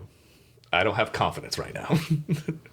I was the nerd that ran social media for the cartel because they wanted to sell cocaine through Facebook. So, and then being in LA and Hollywood, that's where a lot of people started their YouTube careers and stuff. And like I had friends who were editors for these YouTubers, and they're just normal people. They're like, "I don't know what any of this means. I'm not a businessman. I'm not a data guy." I'm like, "Can I do it?" They're like, "Absolutely." And then they just let me do that. And then after a few years, I helped several channels get to 1 million subscribers. We kept going, companies reach out, I do audits, and now we went through like that video, and I could do this in my sleep, and it's fun because it's a puzzle. I love it. And there's just so much opportunity and creativity that we can put into it, because it still also satisfies that itch of like filmmaking and creating art instead of just like editing a website where I have to just do metadata tags. And then now with the current YouTube company, Blue Stream Agency, that we're running, we might update the name, I'm not sure yet, but I'm updating the site and putting together new things. It's partnering with 2 other creators who are on the data end of what we do, and we all complement each other in different ways. And like one's fantastic at research and thumbnails, and he has an eye for that, where I'm not a designer. The other guy's amazing at ad networks, sponsorships, compiling watch time. So we're putting that together, and not sure exactly where to go, because when starting a business, you've got to have multiple forms of money coming in. So I'm thinking what we're doing is going to channels that have legacy content, whether it be companies or creators, and then telling them how they can repurpose that content into longer form videos, optimize it, and make a lot of extra income on the side. Then also just educating. I'm getting back into public speaking. I run Zoom bootcamp meetings about YouTube and best practices, what to avoid, all that type of stuff. I always joked I should write a book on YouTube, but the fact is, if I write down everything I know and I publish it, it's going to be outdated. Yeah. It's just going to happen. Then I could do an ebook, but then that means I got to resell that ebook every 6 months, and then the people are going to call me a scammer. And then we help out just businesses in general that are looking for an online presence, or people who are wanting to start YouTube but doesn't know where to start. How to, teaching the good habits before the bad habits set in, and because it's really hard to undo a bad habit, whether it be like working at the gym or your own personal life. Get off on the right foot here. So when it comes to like companies, whether or not they want to build out a roadmap, like, hey, we want to be industry leader in this, or we have hosts that want to create stuff. We want to show like Intel has a nice little show where they do little like tech updates, but like take away the jargon of like AI stuff. Also give tech news, so they make it their own little tech show, crunch and stuff. Anything like that. So we do audits and consultation on that, and can even do full style management and video editing for the people we know. I don't know if we're going to fully offer a lot of video editing services. We know a lot of editors, but that becomes, we turn into a production agency more than a strategic data agency. But yeah, depending on the company's budget and stuff, we could do simple audits of like, hey, best practices, this is where we see you going. Or we go, you want a real in-depth audit? Here is your roadmap to success. Here is content plans. Here's templates we've created. Here is best practice. We're giving you the keys to your own future. It's going to cost money, though. Yeah, exactly. So you already answered this before a little, but like, does the time and date you post. Like someone's posting once a week. They do it like one week Monday at 10 a.m. Next week Wednesday at 3 a.m. Next week Tuesday another time, or you need to be like standardized. Keep it as standardized as possible because two things: you want your data clean. You need consistent release times so your data is pretty reliable. And two, if you're trying to grow an audience, you want to be. You want to kind of that for better term, want to train them, right? Yeah, you want to train them. You want the schedule. It could be as simple as in your banner you say new videos every Wednesday. Then they go, oh, I guess this is a channel I'll check out on Wednesdays and stuff like that. Instead of just like shadow dropping something on a random day, and then you're not creating any consistency or retention with your audience that you're growing. Yeah. Also, don't release at 3 a.m. Yeah, YouTube always says like they have that little note: publish time doesn't affect it. Yeah. Of course it does. Yeah. So just try to be consistent. It's different for every type of platform and audience and stuff. The way a lot of the internet works in general for the weekdays is Monday, Wednesday, Fridays are high traffic days, especially for YouTube. Because Monday, everyone's at work and they don't want to work. Tuesday and Thursday have lower internet usage in general, or not internet usage, like social media / YouTube usage, because in practical terms, you slacked off too much watching YouTube and stuff, or you got in trouble at work on Monday. Now you have to get all your stuff done on Tuesday. So right now, I released the podcasts on Apple, iTunes, Spotify, 5 a.m. on Tuesday. And I'm also releasing the corresponding video on YouTube at 5 a.m. on Tuesday. Podcasts can be, I know the strategy for a lot of podcasts is releasing in the morning because a lot of the initial audience, even for new podcasts, are people on their drive to work or trying to figure things out, morning workout, morning walk, whatever, just finding new content. YouTube, no, 5 a.m. is probably still too early. So I need to do it the day before? Or you still do it the day of. Because these are two separate metrics. The cross-pollination is... So it doesn't matter if I post a YouTube video after the podcast? Yeah, because they're not cross-pollinated. They're two so maybe like 10 in the morning then or something? Yeah, or okay. 10 in the morning works. Okay, so I'll change that, yeah. And so like all the stuff that's being done wrong on my YouTube channel, like all the hashtags, so I start all over, or would it make sense I go back to the last 50 videos, delete all those tags off there? Does that matter?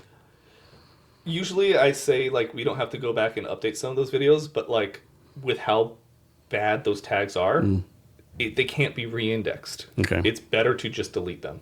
Okay, delete the tags. Delete the tags. Okay. Yeah. And then if it makes sense for you, and I think it does with some of the videos that just have underperformed in recent times, private them, download them, make sure you have the backups, delete them. Yeah. Because you're not losing anything. Yeah. I would say it's probably more harmful that you have a bunch of videos on your channel at 0. Okay. Because if an audience member comes in, come on, the optics doesn't look great. Yeah. So any video we'll say less than 100 views, delete, private, whatever, and then I'll get you updated tags too, and then they'll have to be re-uploaded. You can re-upload from the US with these other tags, and if for some reason that doesn't get more than 0 views, then there's a whole channel problem. Okay. And then we discuss like channel 2.0. Yeah. Because that's done all over again. Yeah. Okay. But we look at your inventory. That means you have inventory. Yeah, I have so much fucking exactly. content. And then we get to pick best of and launch really strong. There's always options here. Yeah. It's not too broken to fix. All right, cool. It's just we're course correcting right now. Yeah, thanks for doing this, man. I appreciate it. Always, man. I love doing this. Is there anything else to ask you that I haven't asked you yet, or anything else you want to talk about? If you could just read my intro. Oh, yeah. So we can stick that somewhere, or that could be a little hook. You want me to read it, or do you want to read it? You can read it. Okay. I'll sit here and look I'm pretty. kind of, okay, cool. Do my voice acting. Yeah, come on. Get in character. Josh Kotoff is a YouTube strategist and SEO specialist who helps businesses and creators grow audiences by understanding viewer behavior and platform analytics. Over nearly a decade, he has led channel strategy and growth initiatives for major brands including NBC, Universal, Topps, and NerdWallet, while also consulting directly with high-profile creators. Overseeing 50 million views a month across collective managed channels, his work focuses on translating complex data, things like click-through rate, retention, and search demand, into practical, creative decisions that drive real business results. Josh often says his job is to stare at the numbers so business owners and creators don't have to. That's true. Cool. Because who wants to stare at numbers all day? I'm a crazy person. Not this guy. Let me do it. I'll stare at numbers so you don't have to. Cool. How old were you started doing this? I was in college, so like. For some reason, I thought it was 17 for some reason. Not that young. Well, I was doing SEO around like 18, 19. Okay. And stuff. And then like YouTube kicked in probably around 22-ish because like I dabbled in it and stuff. We made our own dumb videos and things. But like I didn't get access to like a high creator profile channel until like probably like 22, 23. Cool. And then by then I had my office, expanded with a few teams, had some code monkeys working with me, and we just made websites and then promoted YouTube channels, and it was really fun. Nice. I wish to go back. Every now and then it pops up on my phone. I'm like, those are the good days. Fun times, yeah. Those are the days in your 20s where you could just do anything. You know, you could fail, you still live at home, you could just fuck around. It'd be amazing. Like we started so many projects and stuff, and now everything's more grounded because I have to be an adult and I have to survive. It's called adulting, right? I don't want to be homeless. No, that's could be a bad thing. Yeah. Do you have some favorite bourbons? You're a rye guy, right? Rise. Bullet's my go-to if I'm just like at the store. Okay. Like, I'll buy a bottle of mine. You said High West too. High West Double Rye is definitely one of my. High West, that's the one that's from Utah, right? Yeah, I believe so. Yeah, it's like a kind of long, tall bottle like that. Tall one. Oh, that one's good. It's got a good burn. It's I like that one a lot. It's one of those ones I savor. It's like who knew Mormons could make a bourbon? Yeah, and I love it because it's like sipping. Granted, you might sip a little too long on it, but like it's great. And of course, I can't remember the ones at the top of my head at Canon that I like, but that's like situational. You get there, you go, oh, I remember. I know what I order here. No, one thing we talked about in the past is like I kind of joke around that my mentors growing up kind of failed me. Got drunk Jack down as a G meme, so way too fucking long in my life. First time I met you, you're like 21, 22, doing like really good bourbon. Like, man, like your mentor took care of you. God damn it. Yeah, I had a. Somebody raised you right. Yeah, and from a Russian family where Russians in my culture, they're just getting trashed on the weekends all the time. My friends would always joke, like, because like they had like in college, they invited me over, like, we're doing St. Patty's Day and blah, blah, blah. Here's all this stuff. And I come over with, like, my favorite whiskey. And they're like, whiskey? Yeah. You drink like an old man. I'm like, first of all, it's efficient. Yep. Okay? And you just sit on it. Like, I watched a movie the other day, just had a little glass, and I had a long day. I just went, yep. Like, 2.5 shots, lasted me the whole movie, sat there, made dinner, and just fell asleep. Do you smoke cigars? I'll do cigars occasionally. Me and my buddy Wes have a tradition, which, well, we don't really do anymore now that like his girlfriend moved in, so it's no longer the bachelor pad in his house. But I would help him whenever there was a hurricane coming up, because he lives in Florida. He's like, all right, hurricanes should be hitting next week. I'm like, booking my ticket, let's go. And we would put on all the shutters on the house, and then we'd sit on his enclosed patio in the middle of the hurricane.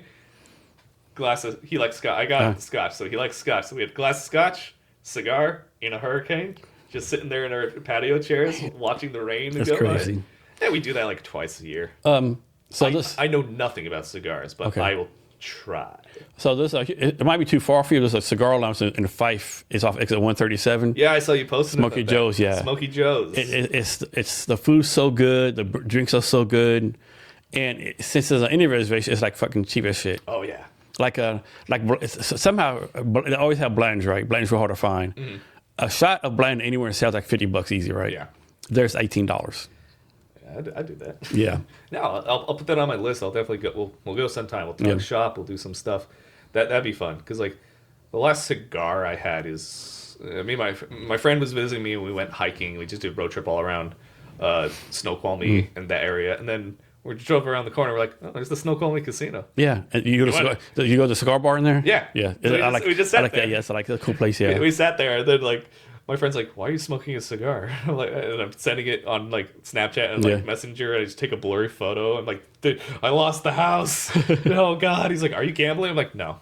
No. Well, I'll put like $20. I'll be like $20. Let's go, and I lose it immediately. I go, "This sucks." A good thing about Smoky Joe's, like they have extra cigar guy there. You just walk in, and you're like, what do you want to smoke? I don't have an idea. You're like, okay, how long you want to smoke for? You want something mild? You want a sweet? Yeah. What are you eating? What are you drinking? Right? And like based on that, he'll say, okay, I recommend these three. I'll say, how much you want to spend? $10 below, $20 below? Or like, yeah. Yeah. Because like when I was in Austin last year, my friend out there took me to like a really nice like cigar like bar, and it was pretty good. So we got the is it Alamo? Is that the beer out there? Lone Star. Lone Star. Yeah. Alamo's a king of the hill. Yeah. So he's like, you never had a Lone Star before? I'm like, Nasty beer, Texas. and I'm like, all right. You got drinking in Texas, yeah. You got me ice cold Lone Stars, Yep. and we had a cigar. I'm like, you know what? It's pretty good. Yep. Yeah. And he's like, what's better, this or Rainier? I'm like, Yeah. I don't know. Rainier's pretty like good like casual beer too. So Yeah. Cool. How can people reach out to you? well, they can find me on LinkedIn. I'm Josh Kotoff. I'm the only one. And then I got to make sure I got the website right every time because we changed the URL a few times.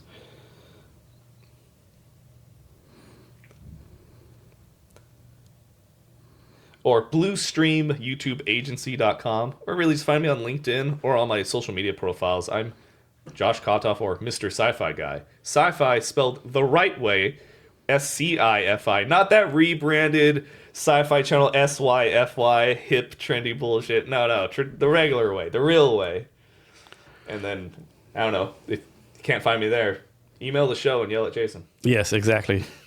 Hey, Josh, thanks for being here today again. I really appreciate it. Oh, I love it. Until next time. Yes.